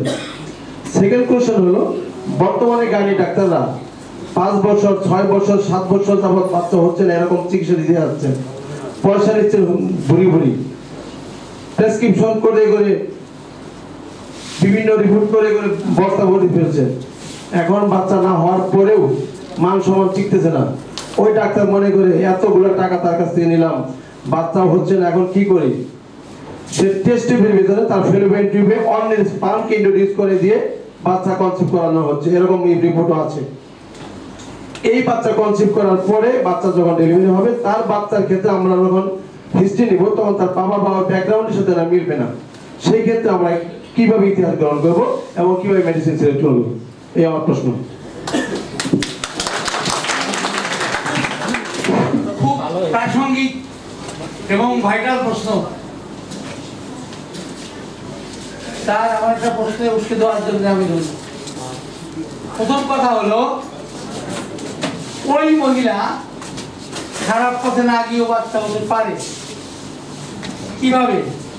কারণ অ্যাজোস্পার্মিয়ার ক্ষেত্রে যা যা হয়, স্পার্মাটিক কর্ড দিয়ে যদি স্পার্ম তৈরি হয়েছে কিন্তু বেরোতে পারে টিউমার ছিল, সেই জন্য পরীক্ষা করে নেওয়া হয় যে অ্যাজোস্পার্মিয়ার ক্ষেত্রে কারণটা কি। আচ্ছা বলছি যে এক স্পার্ম তৈরি হয় না,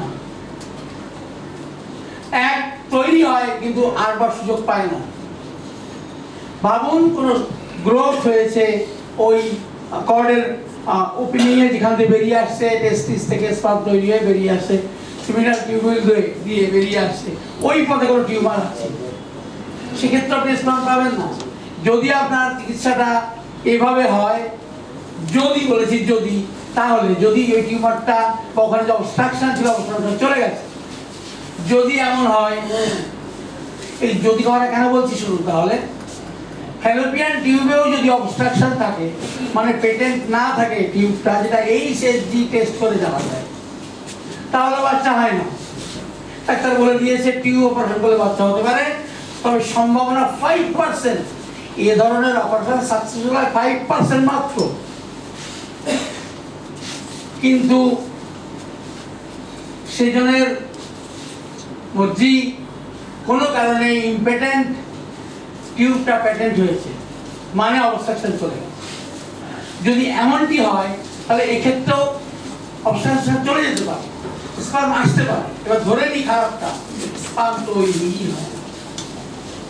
আমরা ডাক্তারবাবুরা চেষ্টা করতে পারি আমাদের রাস্তা দিয়ে। আমি কখনো এমন কেস করিনি, ভালো হয়েছে, কিন্তু আমি বলবো আপনারা সবাই চেষ্টা তো করুন। হবে না তো সবাই বলে দিয়েছে।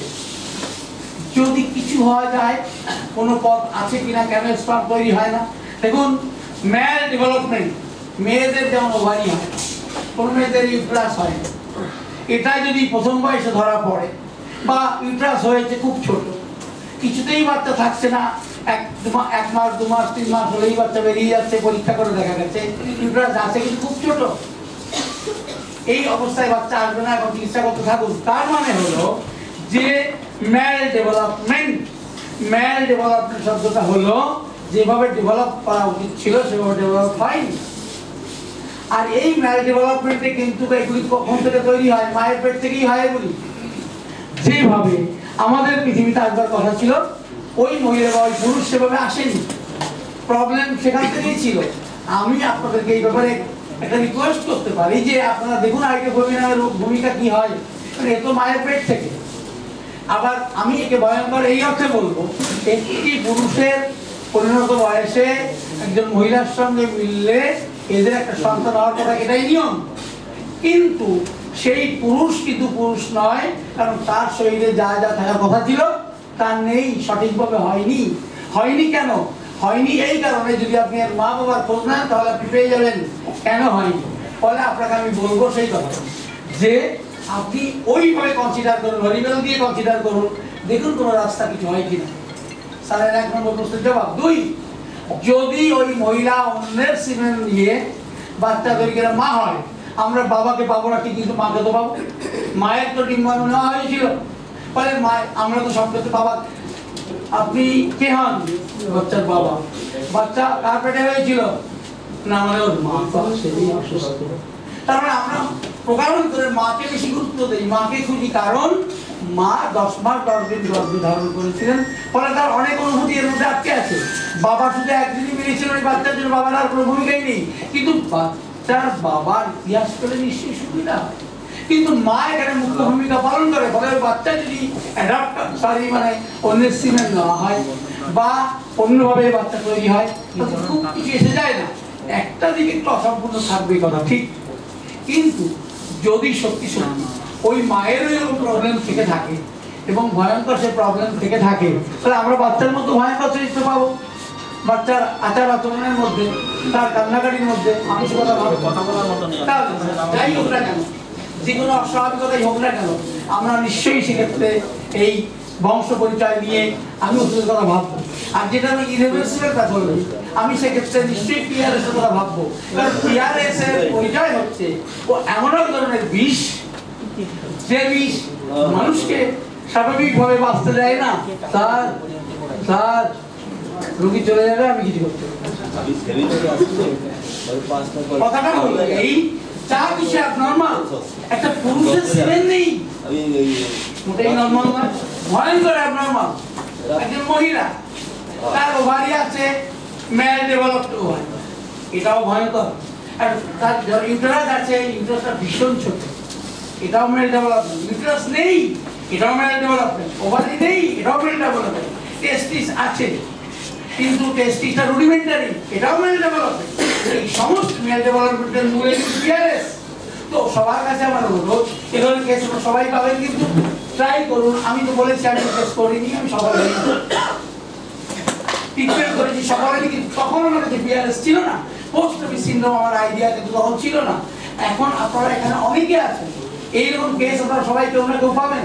পিআরএস কনসিডার করে যেহেতু এই মানুষটি মায়ের পেট থেকে এলো, একটা পুরুষ হয়ে বা একটা মহিলা হয়ে, কিন্তু স্বাভাবিক পুরুষ নয়, স্বাভাবিক মহিলা নয়, তাহলে এর পিছনে কিন্তু একটা বিষ কাজ করবে, সেটা PRS, post rabies syndrome. Please consider the point. Sir, আমার জ্ঞান যা ছিল আমি বলেছি, বাকিটুকু ভবিষ্যৎ বলবেন। এবার আপনি আসলে আমি প্রথমেই বলছি, এই কেস 3টার একটাও আমি কখনো রোগীকে ওষুধও দেই নাই, চিকিৎসাও করি নাই, আমি ব্যর্থ। তবে আজকে স্যারে যে অনুসন্ধান দিয়েছেন, সেই অনুসন্ধানের প্রেক্ষিতে পিআরএস এর দিক নির্দেশনায় যদি আল্লাহ পাকে দৃষ্টি থাকে, হয়তো বা তার কিছু পরিবর্তন হতে পারে এই আশা করি। এবং সবাই যার যার অ্যাঙ্গেল থেকে চেষ্টা করবেন, দেখবেন কোনো সার্থকতা আসে কিনা। যদি আসে অবশ্যই হাউসকে এবং স্যারকে জানাবেন। এই ব্যাপারে পরবর্তী কোনো সেমিনার হলে সেই ব্যাপারে আলোচনা করা হবে। তাকে তো এজোস্পার্মিয়া বলে না, এজোস্পার্মিয়ার সংখ্যা তো এটাই বলে না যে আপনাকে 2% 3% আছে, অ্যাবসেন্ট অফ স্পার্ম। আমার কোশ্চেনটা হলো অ্যাবসেন্ট অফ স্পার্ম নীল, সেখানে সার্থকতা থাকলে বলেন। তবে স্যার সেখানে জিরো, এখানে 0.0 সেটা আমাদের আশা জায়গায় হয়তো বা কোন জায়গায় প্রতিবন্ধকতা আছে, সেই প্রতিবন্ধকতা দূর করা সম্ভব। আমি একটা কথা বলেন, আমরা আশাবাদী, আমরা হাউজও শুনলো, হাউজও আশাবাদী, তারা চেষ্টা করবে করা হয়েছে। আপনার এই কথাগুলি কিন্তু এটার বাইরে না।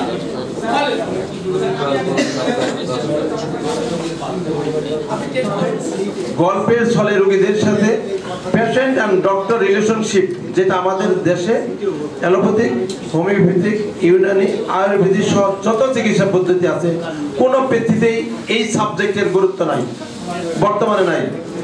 অনেক সময় আমরা ফেসবুকে দেখি ডাক্তার ইন্টার্নশিপে বা রোগীর সামনে গিয়ে টেবিলের উপর পা রেখে রোগীর সাথে কথা বলতেছে, রোগী কাতরাচ্ছে, ডাক্তার সিগারেট খাচ্ছে। এটা কিন্তু হওয়া উচিত নয়। এটা আমাদের অত্যন্ত মূল্যবোধের অভাব, আমাদের ল্যাক অফ নলেজ। আমরা যদি কোনো এলোপ্যাথি চিকিৎসায় বড় ডাক্তার হই, নিজেকে গর্ব বোধ করি, আমি অনেক বড় হয়ে গেছি, আমি যা করবো সেটাই ঠিক, কিন্তু এটা কিন্তু হওয়ার কথা ছিল না। স্যার কিন্তু এটার প্রতি অত্যন্ত গুরুত্ব দিয়েছে। নেক্সট, 6টা সার্কেলের ভিতরে আমরা প্রত্যেকটা মানুষই সীমাবদ্ধ। এখানে লক্ষ্য রাখার জন্য বলছে যে আমরা কোন সার্কেলের ভিতরে বর্তমানে আছি, পর্যায়ক্রমে কোন সার্কেলটা সেকেন্ড পজিশনে আছি। এইভাবে পর্যায়ক্রমিকভাবে আমাদেরকে সার্কেলকে খুঁজে বের করে আমাদের কেস টেকিং এর সাইটে নোট করে নিতে হবে, যাতে করে পরবর্তী এই রোগীর জন্য আমার সেকেন্ডবার কখনোই আর পরিশ্রম করতে হয় না। এটা আমাদের জন্য অত্যন্ত একটা সহজ পদ্ধতি।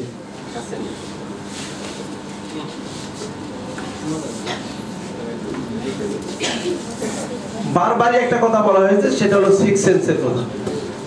হেনিম্যানও শেষ পর্যন্ত এই 6 সেন্সের ইঙ্গিত দিয়ে গেছেন। হেনিম্যানের কোনো বইয়ে আজ পর্যন্ত লেখা নাই। আমরা যারা শিক্ষকতা পেশায় আছি, সবসময় স্যাররা বলে, ছাত্র আমাদেরকে প্রশ্ন করে, স্যার এই রোগে কত পাওয়ার ওষুধ দেবো স্যার, এই সমস্যা হলে কত পাওয়ারের মেডিসিন আমরা ইউজ করবো। হেনিম্যান কিন্তু এখানে একদম 6 সেন্সের উপর ছেড়ে দিয়ে উনি বিদায় হয়ে গেছেন। রেপার্টারি কথা বলা হয়েছে, সেখানেও 6 সেন্সের কথা বলা হয়েছে। একজন দক্ষ চিকিৎসকের সুচিন্তিত মতামতের উপর ভিত্তি রেখেই উনি ইস্তফা দিয়ে গেছেন। কখনো বলে নাই এই রোগীর ক্ষেত্রে এই পাওয়ার, এই রোগীর ক্ষেত্রে এই পাওয়ার, এটা কিন্তু কখনোই বলে নাই। এটা কিন্তু 6 সেন্সের উপরে ছেড়ে দিয়ে গেছেন। আপনি যখন কোনো রোগীকে কেস টেকিং এর মাধ্যমে সঠিক ওষুধ নির্বাচন করবেন, ওই রোগীর পরিস্থিতি আপনাকে বলে দিবে এই রোগীকে কোন ওষুধ কোন পাওয়ারে দিতে হবে। এটা কোনো বইয়ের ভাষায় কোন জায়গায় উল্লেখ নাই, এবং এটা প্রশ্ন করাটা উপকারী, যেটা স্যার বারবার ইঙ্গিত দিয়ে গেছেন।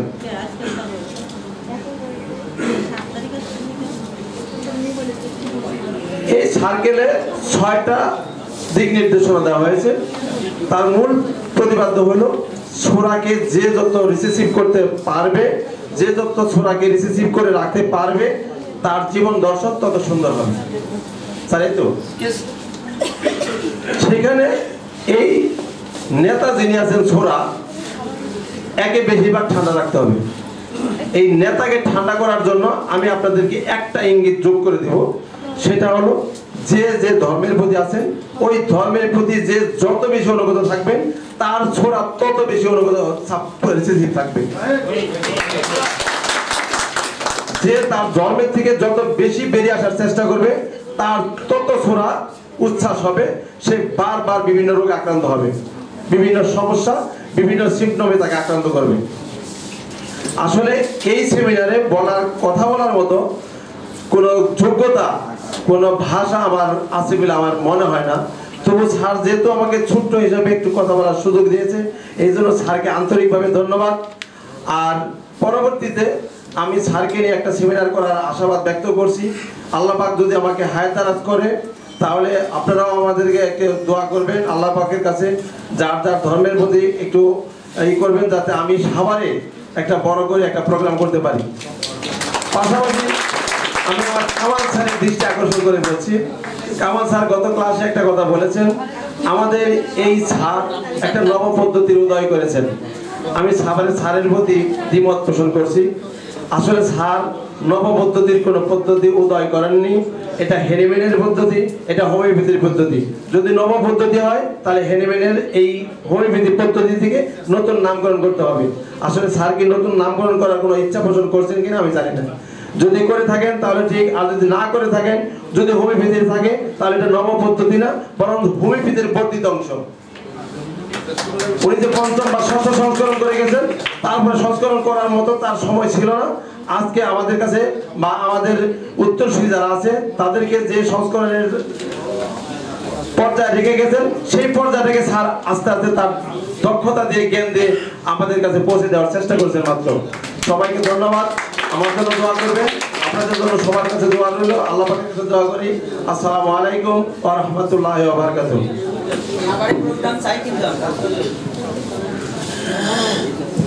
ধন্যবাদ।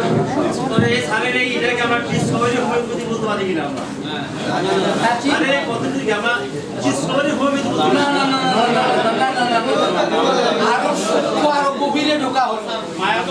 হোমিওপ্যাথি শুনো, হোমিওপ্যাথি ছিল, আছে, হোমিওপ্যাথি সেটাই থাকবে। আমরা আরো গভীরে যাওয়ার চেষ্টা করতে পারি, সুপারফিশিয়াল জায়গা থেকে আমরা আরো গভীরে। স্যার আমি এটা বললাম, আপনার কথা লেগে আসছে, আমরা আরো গভীরে গিয়ে মণিমাণিক্য তুলে আনবো, সমুদ্রের গভীরে গিয়ে। এটা তারই প্রয়াস। ওখানে আরো কত মণিমাণিক্য ছড়িয়ে আছে, হীরা জহরত মণিমুক্ত, সেই গভীরে সমুদ্রে, অতল সমুদ্রে, হোমিওপ্যাথি বিজ্ঞান অতল সমুদ্র, সেই সমুদ্রের ওই জলরাশিকে অতিক্রম করে তার নিচে যে মণিমাণিক্য লুকিয়ে আছে, অমূল্য সম্পদ, উদ্দেশ্য ছিল সেই প্রয়াস আমরা সবাই মিলে খুঁজবো, সেই মণিমাণিক্য যা দিয়ে আমরা আরো সুন্দর করতে পারবো সমাজ, প্রত্যেকটা মানুষকে, মানে নাগরিককে সুন্দর করবো, সমাজকে সুন্দর করবো, দেশকে, পৃথিবীতে হবে একটি স্বর্গীয় উদ্যান, প্যারাডাইস। স্যার, সম্মানিত ডেলিগেট বৃন্দ, আসসালামু আলাইকুম। এতক্ষণ আমরা তো বেশ কিছু প্রশ্ন এবং তার উত্তরও পেয়েছি। আসলে ডাক্তার শ্যামল কুমার দাস আমাদের হোমিওপ্যাথির অনেক অজানা বিষয়গুলি উনি গবেষণার মধ্য দিয়েই আবিষ্কার করেছেন এবং বাংলাদেশের বিভিন্ন অঞ্চলে তিনি এই সেমিনারের বা প্রশিক্ষণ কর্মশালার মাধ্যমে আমাদেরকে জানাচ্ছেন। আমার এখানে কিছু অভিমত আপনাদের কাছে ব্যক্ত করতে চাই। আপনারা এখানে যারা আছেন তাদের দেখে আমার এরকম মনে হয়েছে যে বাংলাদেশের অনেক অভিজ্ঞ এবং স্বনামধন্য চিকিৎসক এখানে উপস্থিত আছেন। আজকে আমরা যে তথ্যগুলি পাচ্ছি, এগুলি যদি আসলে আমরা নিজেদের বাস্তব জীবনে প্রতিফলন ঘটাতে পারি এবং যদি আমরা একে অপরের শেয়ার করতে পারি, তাহলে মনে হয় এ ধরনের তথ্যগুলি আমাদের জন্য অতি সহজে আমাদের সফলতার দিকে এগিয়ে নিয়ে যাবে।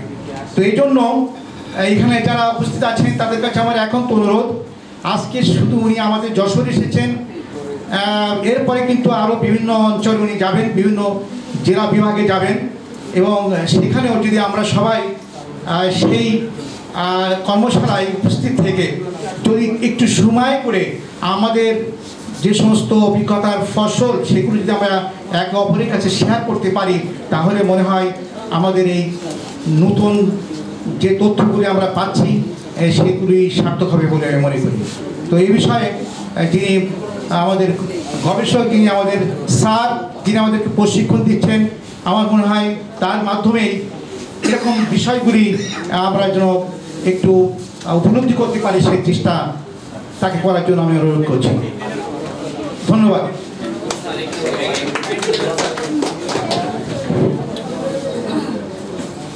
আসসালামু আলাইকুম। যে বিষয়টা আমি দেখতেছি, একটা জিনিস দেখতেছি, যেটা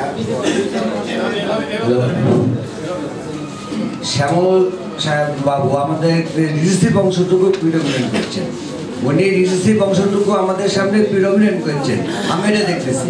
থ্যাংকস।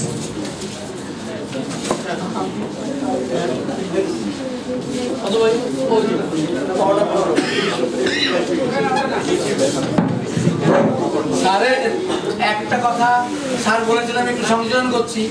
আমি কেন সাহেবের উদ্ধৃতি দিয়ে কালকে বলেছিলাম, আজ আবার বলছি, ধর্মের প্রতি আনুগত্য থাকবে কিনা সেটাও কিন্তু সরাই ঠিক করে দেবে।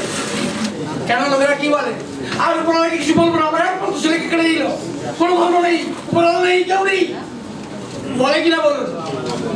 তাহলে না, আমি তো বাচ্চা আনিনি সঙ্গে করে, সেজন দিয়েছিল, সেজন দিয়েছে। দেখুন, সোরা যদি ডমিনেন্ট হবে, কোন আল্লাহ বলা কেউ নেই, আমার একমাত্র ছেলে কেটে দিলাম, কি অন্যায় করেছি, জীবনে কোনো মিথ্যা কথা বলিনি। সোরা এখানে ডমিনেন্ট।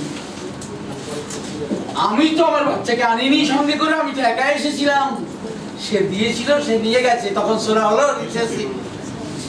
সোরাই স্যার আমাদেরকে ধার্মিক হতে বাধ্য করে, সেই সোরাই আমাদের প্রস্টিটিউটের কাছে পাঠায় পোস্টমর্টমে। সেটা কেন বলেছেন, আপনারা ভেবে দেখবেন, আমি যে ধর্ম, সেই ধর্মের আনুগত্য থাকবে, তখন আমার যখন বিবেক বুদ্ধি কাজ করবে, আমি এই ধর্মের মানুষ, এই ধর্মের নিয়ম আমাকে মানতে হবে, এটাই উচিত।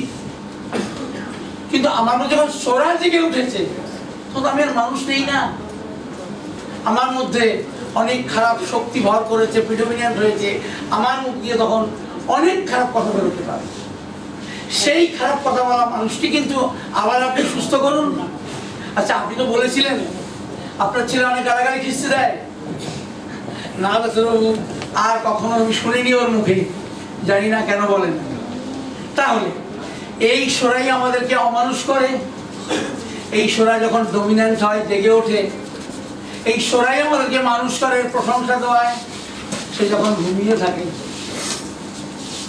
ফলে সোরা নিয়ে পঞ্চমুখে কেন্ট যেটা বলেছেন সোরা চ্যাপ্টার 1-এ, আমি সোরা সম্বন্ধে যা বুঝেছি, আমার মনে হয়েছে কলেজে একটা বিশেষ সাবজেক্ট শুধু সোরার উপরে ব্যবস্থা করা উচিত মেডিকেল কলেজগুলোতে। এই কথা কিন্তু কেন বলেছেন, সোরার নাকি এত বড় বিশ্বাস, একটা আলাদা চ্যাপ্টার, আলাদা বই, আলাদা ব্যবস্থা করা উচিত, স্যারদের এটা মনে হয়েছে। সে কথা পঞ্চমুখে প্রনিডিসে বলেছেন হানিম্যান, সে কথা অর্গাননে বলেছেন কেন্ট সাহেব। চ্যাপ্টার 1, চ্যাপ্টার 2 সোরার উপরে, কোনো কিছুর উপর দুটো চ্যাপ্টার নেই, তো সোরার উপরও দুটো চ্যাপ্টার। আপনারা যদি প্লিজ বাংলা বই প্লিজ পড়বেন না, পড়তে যদি ইচ্ছা হয় কষ্ট করে ইংরাজি শিখুন আর ইংরেজি বই পড়ুন, মজা আছে। কারণ কোনো ইংরেজ যদি বলে শরৎচন্দ্রের দেবদাস পড়ে এদের প্রেম কাহিনীর ওই আনন্দকে এনজয় করবে, সেটা সম্ভব নয়। অনুবাদ পড়ে তাকে যদি আনন্দ পেতে হয়, বাংলা শিখেই পড়তে হবে। তাই যদি হয়, হোমিওপ্যাথি কিন্তু এসেছিল জার্মান ভাষায়। যারা যত বেশি বড় লেখক, যেমন আর জোয়ারদার একজন, তার মধ্যে এরা কিন্তু জার্মান ভাষা শিখেছিলেন। এই অর্গাননকে, ডিকশনারি অর্গানন একটা বই আছে আমার দেশে, আপনারাও জানবেন, অর্গানন অফ মেডিসিনের উপরে উনি লিখেছেন ডিকশনারি অফ অর্গান মেডিসিন। আর জোয়ারদার উনি কিন্তু জার্মান ভাষা শিখেছিলেন শুধু অর্গানকে বোঝবার জন্য। তাই যদি হয় তাহলে কেন্টের ফিলোসফি বুঝতে গেলে আপনাকে ইংরাজি শিখতে হবে, এই মজা পেতে হয়। প্লিজ না পড়ুন, ক্ষতি নেই, কিন্তু বাংলা পড়বেন না। বাংলা বইগুলো কিন্তু ভুলে ভরা। তবে হ্যাঁ, বাংলার জন্য আপনি হেল্প নিতে পারেন, কিন্তু বাংলায় যা লেখা আছে ওইটা পুরোপুরি আপনি নেবেন না। কারণ অনুবাদ করতে গিয়ে অনুবাদক কিছু গুলিয়ে ফেলেছেন তার সম্যক ধারণা নেই বলে। অনুবাদের একটা আলাদা অর্থ বোঝায় আর তার মর্মার্থ অন্য বোঝায়। যিনি লিখেছেন তিনি যদি সম্যক উপলব্ধি করতে না পারেন, ওই কথার মূল আনন্দ যদি উনি এনজয় করতে না পারে, সেখানে উনি লেখার মধ্যে এটা ফোলাতে পারবেন।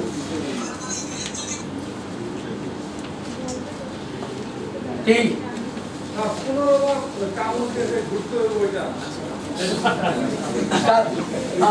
শোনা স্যার তো যতক্ষণ আছেন এইটুকু সময় আমরা সেকেন্ড হাফে এই সমস্ত প্রশ্নের জবাব দিয়ে কাজ করবো। তাই নয়, সেকেন্ড হাফে আমি যদি আমার বাড়ি যশোর হতো, আমি বাড়িতে গিয়ে এখন চেম্বার করতাম, চেম্বারে রুগী এলে কি করতাম, স্যার একটা কথা বলেছেন আমি তো রুগী দেখতে পারবো না, এই ভাইটা কথা ভুলে গেছি স্যার প্লিজ আমি একটা কথা বলেছি। আমি কি বলেছি? বলেছি আপনারা বলেছেন জ্বর হয়েছে, এক্সাইটিং কজ খুঁজলেন, মেনটেনিং কজ খুঁজলেন, বলবো বেলা এরকম চেষ্টা করবেন। আপনারা খুঁজেন ডিজায়ার অ্যাভারশন মোডালিটি। স্যার আজকে খুঁজতে বললাম জ্বর তো হয়েছে ঠিকই, বলো না গো এই জ্বরটা কদিন ধরে হচ্ছে, এর আগে কবে জ্বর হয়েছিল, কি ওষুধ খেয়েছিলেন? আর এই জ্বর যবে হয়নি, যদি পাশে কেউ থাকে তো ভালো, না থাকলে জিজ্ঞেস করুন, আচ্ছা আপনি বলুন না আপনি জ্বরের কথা ভুলে যান, আমি জ্বরের ওষুধ আপনাকে দেবো, এক্ষুনি খাওয়াবো। বা তার বিশ্বাস অর্জন করতে তার মুখে 5 ফোঁটা আরএস ফেলে দিন, একটু ক্লোরোক্স ফেলে দিন, ফেলে দিয়ে বলুন জ্বর আপনার এক্ষুনি কমে যাবে, আপনি একটু বলুন না প্লিজ। আপনি কি জানেন আপনার ছোটবেলাটা? মানে হলো আপনি কেন বকা খেতেন, আপনি কত শান্ত ছিলেন, আপনি কত দুষ্ট ছিলেন। স্যার এই কথাগুলি তো কোনো ডিকশনারি, কিন্তু খুব সাধারণ ভাষা নয় কি? এই যে আমি আপনারা বসে আছি, স্যার কেমন আছেন, বাড়ির সবাই কেমন, এই তো জিজ্ঞেস করবো। তা আপনি একটু বাড়ির লোক হয়ে যান না পেশেন্টের, আমি ধরি না হয়তো বলতে এসে শুধু এই শুভেচ্ছা বিনিময়। মানে আপনার কষ্ট হচ্ছে না, আমি বুঝেছি তো, খান ওষুধটা খান, এক্ষুনি কষ্ট কমে যাবে। আপনার পেশেন্ট জানে উনি যাই হাতে করে দেন তাতেই কমে যায়। এবার একটু অন্য কথা জিজ্ঞেস করা, এই মানুষটি জ্বর হওয়ার আগে কেমন ছিল, কি ছিল তার রাগ, কিসে ছিল তার আনন্দ, কিসে ছিল তার দুঃখ, সে কি করেছে, কি চেয়েছে, কি পেয়েছে। আমি তো স্যার অন্য কথা বলিনি, স্যার আপনি ওই কথাটা বললেন, আমার খারাপ কষ্ট হচ্ছে কি, আমি বাড়িতে ভাববো আমি কি করবো। আমি কিন্তু তাই হোমিওপ্যাথি বলিনি, আমি বলেছি শুভেচ্ছা বিনিময়ের কথা, তার সঙ্গে আত্মীয়তার কথা, তার সঙ্গে আপনার ছেলে মেয়ে বিয়ে দেবেন সেই কথা, তার পরিচয় জানবার কথা। আপনি আপনার ছেলেকে তার সঙ্গে বিয়ে দেবেন, আপনার মেয়েকে তার সঙ্গে বিয়ে দেবেন কি দেবেন না, কিভাবে আপনি পরিচয় নেন তাই করবেন। স্যার রাগ তো খুব বেশি কিছু নেই এখানে, আমি খুব ছোট ছোট কথা বলেছি, আমি সিভিলিজমের ছোট কথা বলেছি। সে স্বার্থপর, সে আত্মকেন্দ্রিক, সে সেলফ সেন্টার্ড। আমি বলেছি টিউবারকুলার ডায়ালিসিসের 3টে ড্রাগ বলেছি, আমি বলেছি এরা বরাবর পদার্থের জীবনটাকে উৎসর্গ করে। এই ছোট্ট বাচ্চা, একদম ছোট বাচ্চা ঘুরলে শান্তি পায়। আমি কথাগুলো খুব সহজ করে ছোট্ট করে বলেছি। আরেকটা কথা বলা ভালো, আপনি আচরি ধর্ম পরের শেখায়। আমি এভাবে করে চলেছি, অনেক জটিলতম কেস, ফলে আমি এটুকু বুঝেছি এই পথটা কোনো জটিল কিছু নয়, শুধু একটু আইকিউকে একটু 6 সেন্সকে কাজে লাগিয়ে একদম ঠিক মতো নাট বল্টু সেট করে দেওয়া। বরং স্যার আমি বলি আপনার এখন দায়মুক্ত হলেন, জ্বর আপনাকে সারাতে হবে না, জ্বর সারাবে ভাইটাল কোর্স। ব্যথা আপনাকে সারাতে হবে না, ব্যথা সারাবে ভাইটাল কোর্স।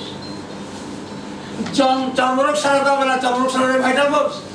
শুধু আপনি ছেলে মেয়ের বিয়ে দেওয়ার কথা ভাবুন, পাত্র পাত্রী ঠিক করুন, তার সঙ্গে সম্পর্ক করবে কি করবে, আর এইগুলো একটু ফিট করে দিন কোনটার সঙ্গে ফিট হয়। তবে হ্যাঁ, ফিট কিন্তু করতে হবে আর্লি লাইফের তথ্যের সঙ্গে। আর্লি লাইফের তথ্যই কিন্তু প্রকৃত তথ্য, কারণ যত বয়স বাড়ে পরিবেশ পরিস্থিতি আমাদেরকে জটিল করে তোলে। সেই জটিল পরিস্থিতিতে যদি আমি ওষুধে পৌঁছাতে চাই, না না জটিল পরিস্থিতিতে যদি আমরা ভাবি তাহলে কিন্তু আমাদের ব্রেনটাই ক্যাওটিক হয়ে যাবে। কি করব, কোন দিকটা ধরবো, কি করবো, কোনো দিক ধরবো না, আমি কিচ্ছু শুনবো না, সব শুনবো, কিছু মাথায় রাখবো না। মাথায় একটা রাখবো, আমি পেশেন্টের সঙ্গে আমার একটা সম্পর্ক তৈরি করার চেষ্টা করব। তার মধ্যে কিছু কথা উঠে আসবে, আমি প্রত্যেকটা কথা জিজ্ঞেস করবো যে কথা আপনি বললেন এটা কোন বয়সে? আমি খুব দুষ্ট ছিলাম, খেলাধুলা করতাম, লেখাপড়া করতাম না। কোন বয়সে কথা? কত হবে, 7-8 বছর বয়স, 10 বছর। আমি বিয়ে পাশ করার পর্যন্ত আমি খেলেছি, মায়ের বকা খেয়েছি, মার খেয়েছি। এখন তো বিয়ে করেছি, এখনো মা মারে, মানে এখনো দুষ্টু বুদ্ধি। তার একটা ছেলে ছিল, তার সমস্যা বেশ জটিল।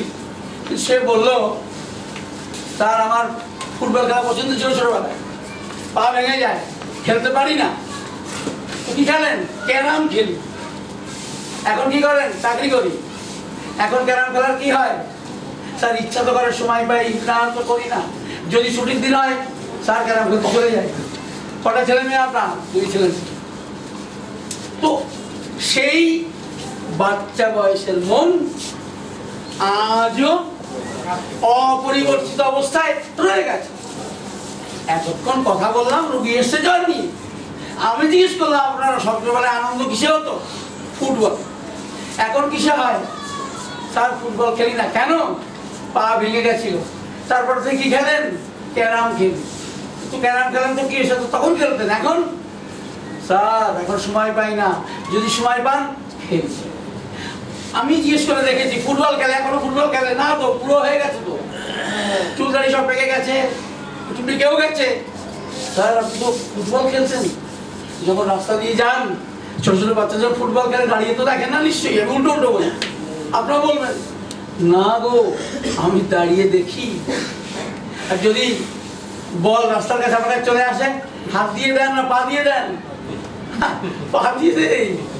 স্যার ইচ্ছা হয় না আবার যদি আগের বয়সে ফিরে যাওয়া যেত? সে কি আর হবে? মানে কি তো আমি শরীরে দেবো, হোক জ্বর, হোক মাথা ব্যথা, হোক পিঠ ব্যথা।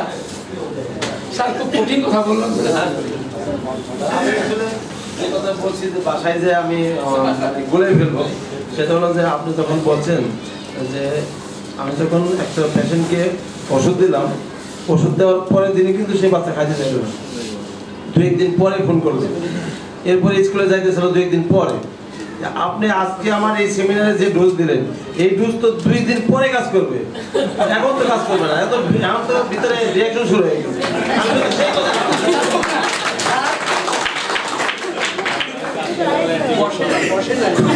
খুব প্রাসঙ্গিক কথা হলো, একটা ভালো জিনিস আয়ত্ত করতে মনের মধ্যে দ্বন্দ্ব হবেই, আর এই দ্বন্দ্ব থেকে যেটা বেরিয়ে আসবে সে হবে মণিমাণিক্য। আমি তো সেটাই চেয়েছিলাম। আমি চেয়েছিলাম স্যারের কোথা জেগে উঠুক, স্যার পাগল হয়ে যাক, স্যারের ঘর ভেঙে যাক। কথা বলুন আমার সঙ্গে, বাড়ি গিয়ে বলবে এখন আমাকে পড়তে হবে। তার মানে তুমি কি যখন কি পাগল হয়ে গেছো নাকি? আমি সেটা শুনতে চাই। ওনার স্ত্রী অভিযোগ করুক, আমাকে ফোনে গালাগাল করুক, আপনি আমার স্বামীকে পাগল বললেন কেন? মানে কোথায় এমন জেগেছে স্ত্রীর সঙ্গে কথা হয়, শুধু পড়ছেন আর পড়ছেন। অ্যাকচুয়ালি আমি যখন নিজে পাগল হয়েছি, আমার ঘর যখন ভাঙার উপক্রম, আমি তো চাইবই আপনাদেরকে পাগল করতে, আপনাদের ঘরটাও যেন না ভেঙে ভাঙার মতো হয়, ওটাও তোমার মনের চাওয়া। তবেই তোমার এই পরিশ্রম সার্থক হবে। হ্যাঁ তো ঠিক, স্যার চলে যাবেন। তো আমরা সেকেন্ড হাফে, আচ্ছা খেতে দেবে কখন? 1টায়। আরো কিছু কথা একটু বলতে থাকি, যে প্রশ্নগুলি রয়েছে প্রাসঙ্গিক প্রশ্নগুলি একটু জবাব দিয়ে দিই। গরম জলের কথা, গরম জল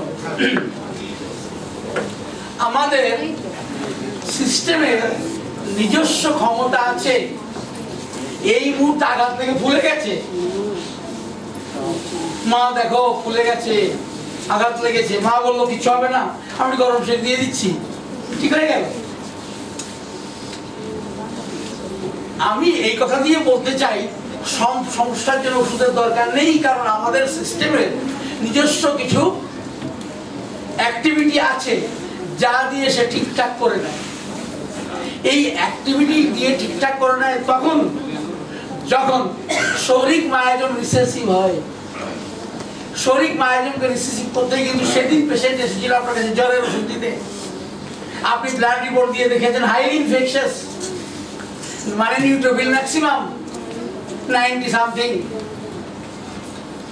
আপনি আপনার কথা মতো জেনে তার জন্য যে বংশ পরিচয় নিয়েছিলেন ওষুধের সিএম দিয়ে দিয়েছেন, হাইলি ইনফেকশাস কনসিডার করে। যাওয়ার পথে পেশেন্টটি পায়ে ভীষণ লেগে নখ উঠে গেছে, ব্যথা করছে, যন্ত্রণা করছে। পেশেন্ট বাড়ি গিয়ে ফোন করলো, ডাক্তারবাবু আপনার কাছে ওষুধ আনতে গেলাম জ্বরের জন্য, আসার পথে অ্যাক্সিডেন্ট হয়েছে, রিক্সা ভেঙে পড়ে গেছি, আমার উঠিয়া লেগেছে, তো উঠিয়া লেগেছে ইত্যাদি। কি করবো এখন? এখন ডাক্তার কাছে যাবো? আপনি বলবেন শুনুন, যদি মনে হয় ভেঙে গেছে আপনি তবু একবার দেখিয়ে নিন, ওষুধ খাওয়ার কথা পরে বলবো। আপনি ডাক্তারবাবুর কাছে যান, হসপিটালে যান, কোথাও ফ্র্যাকচার হয়েছে কিনা দেখান, আমাকে জানান। উনি আপনাকে একটু পরে ফোন করে জানালেন, কিছু সময় পরে হসপিটালে গেছিলেন, ডাক্তারবাবু দেখেছেন, আমাকে যে জায়গাটা ফুলে গেছিল ওটা আমাকে এক্সরে করে দেখেছেন, বললেন ভাঙেনি কিন্তু গ্রিনিস্টিক ফ্র্যাকচার হয়েছে। তাহলে ডাক্তারবাবু যা বলেন আপনি শুনুন। উনি বলছেন আপনাকে একটা কিছুদিনের জন্য ওই কি যেন বলে, কি দিয়ে বেঁধে রাখে যেন, ক্রেপ ব্যান্ডেজ দিয়ে আমাকে বিশ্রামে থাকতে বলেছেন। আপনি তো আরো খুশি, কোনো ওষুধ দেয়নি, বলেছেন ওষুধ উনি দিয়েছেন পেন কিলার, বলেছেন খুব অসুবিধা হলে খাবেন না। তখন আপনি বলবেন শুনুন, ওষুধ আমি দিয়ে রেখেছি, কারণ আপনার তো ভাইটাল দেই, তো ওষুধ দিয়ে রেখেছি, ওটা গরম জলের বারবার খান, তো 3 ঘন্টা পরে ফোন করুন, 15 মিনিট তো খান, 10 দানা বা 12 দানা বা 15 দানা বললেন, আর সঙ্গে 1 কাপ গরম জল, 3 ঘন্টা এইভাবে খেয়ে ফোন করুন। পেশেন্ট আপনাকে 3 ঘন্টা পরে ফোন করবে না, কারণ সে ভুলে গেছে, রাতে ঘুমোতে যাওয়ার আগে মনে পড়লো ডাক্তারবাবু আমার ব্যথা ব্যথা কিছু নেই, সে ঘুমলো, গরম জল ফাইটানো, মিথ্যা কথা। একটা ইনফ্লামেশন যেতে একটা সময় লাগে, এই সময়টা আপনি নেবেন কেমন করে? এই সময়টা ওর থেকে বুদ্ধি করে নিয়ে নিলেন, গরম জল আর গরম জল করবেন, একটা সময় লাগে। ফলে রুগী ভাবছে ওষুধ খাচ্ছি, আপনাকে বিরক্ত করেনি, আপনার সুবিধা হয়ে গেল, আরে গরম জল খেয়েই তো কমে গেল। নিশ্চয়ই ওটা খুব দামি ওষুধ ছিল, স্যার ওটা খুব ভালো ওষুধ ছিল বলুন, ওই দানাটা খেয়ে কিন্তু কমে গেছে গরম জল দিয়ে। আরে ওই দানাটার দাম বেশি, আমি তোমার থেকে পুরো দাম নেইনি, পরের দিন নেবো।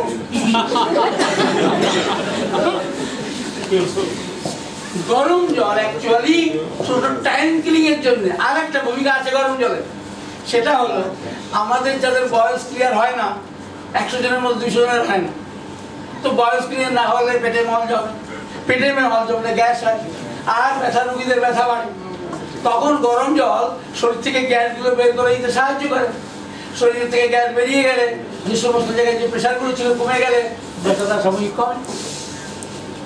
সেটা গরম জলের অনেক ভূমিকা, একটা তো বললাম টাইম কিলিং, আর একটা হলো গ্যাস বের করে দিয়ে ব্যথা জ্বর ইত্যাদি কমিয়ে দেওয়া। সেই জন্য কিন্তু গরম জলে কমবে তখন যদি আপনি মেডিসিনটা ঠিক দিয়ে থাকেন। তাহলে আমার পেশেন্টরা আবার ডাক্তারি করে বলে, আমি তো সবাইকে বলি গরম জল খেও, সবাই বলে ভালো অসুস্থ, আমার তো মজা করে বলি তাহলে তো আমার গেল। তো গরম জলের একটা ওইরকম কমন ভূমিকা আছে, সবাই আপনারা খেয়ে দেখতে পারেন। বিয়ে খেয়েছে, মনে হচ্ছে খাওয়াটা বড় তেল ছিল, খান, 8 ঘন্টা পরে 2-3 কাপ গরম জল খেয়ে নিন, প্রবলেম করবে না। হঠাৎ করে পেটটা ব্যথা করছে, হঠাৎ করে পিঠটা ব্যথা করছে, হঠাৎ করে ঘাটটা ব্যথা করছে, আপনি নিজেরাই গরম জল খেয়ে টেস্ট করে দেখুন না, অনেকটাই আরাম হয়ে যাবে। 8 ঘন্টার মধ্যে 3 কাপ খেতে 8 ঘন্টা সময় লাগবে, আরাম হয়ে যাবে। স্যার মেকানিজমটা তো বললাম, একটা হলো টাইম কিলিং। আরে ভাই কমবে কেন, খাও না, হ্যাঁ কমেনি, কবার খেয়েছো 3 বার, আর 1 ঘন্টা খাও না, টাইম কিলিং। মানে একটা ইনফ্লামেশন যেতে সময় তো লাগে, টাইম কিলিং। আর 2 নম্বর হলো বললাম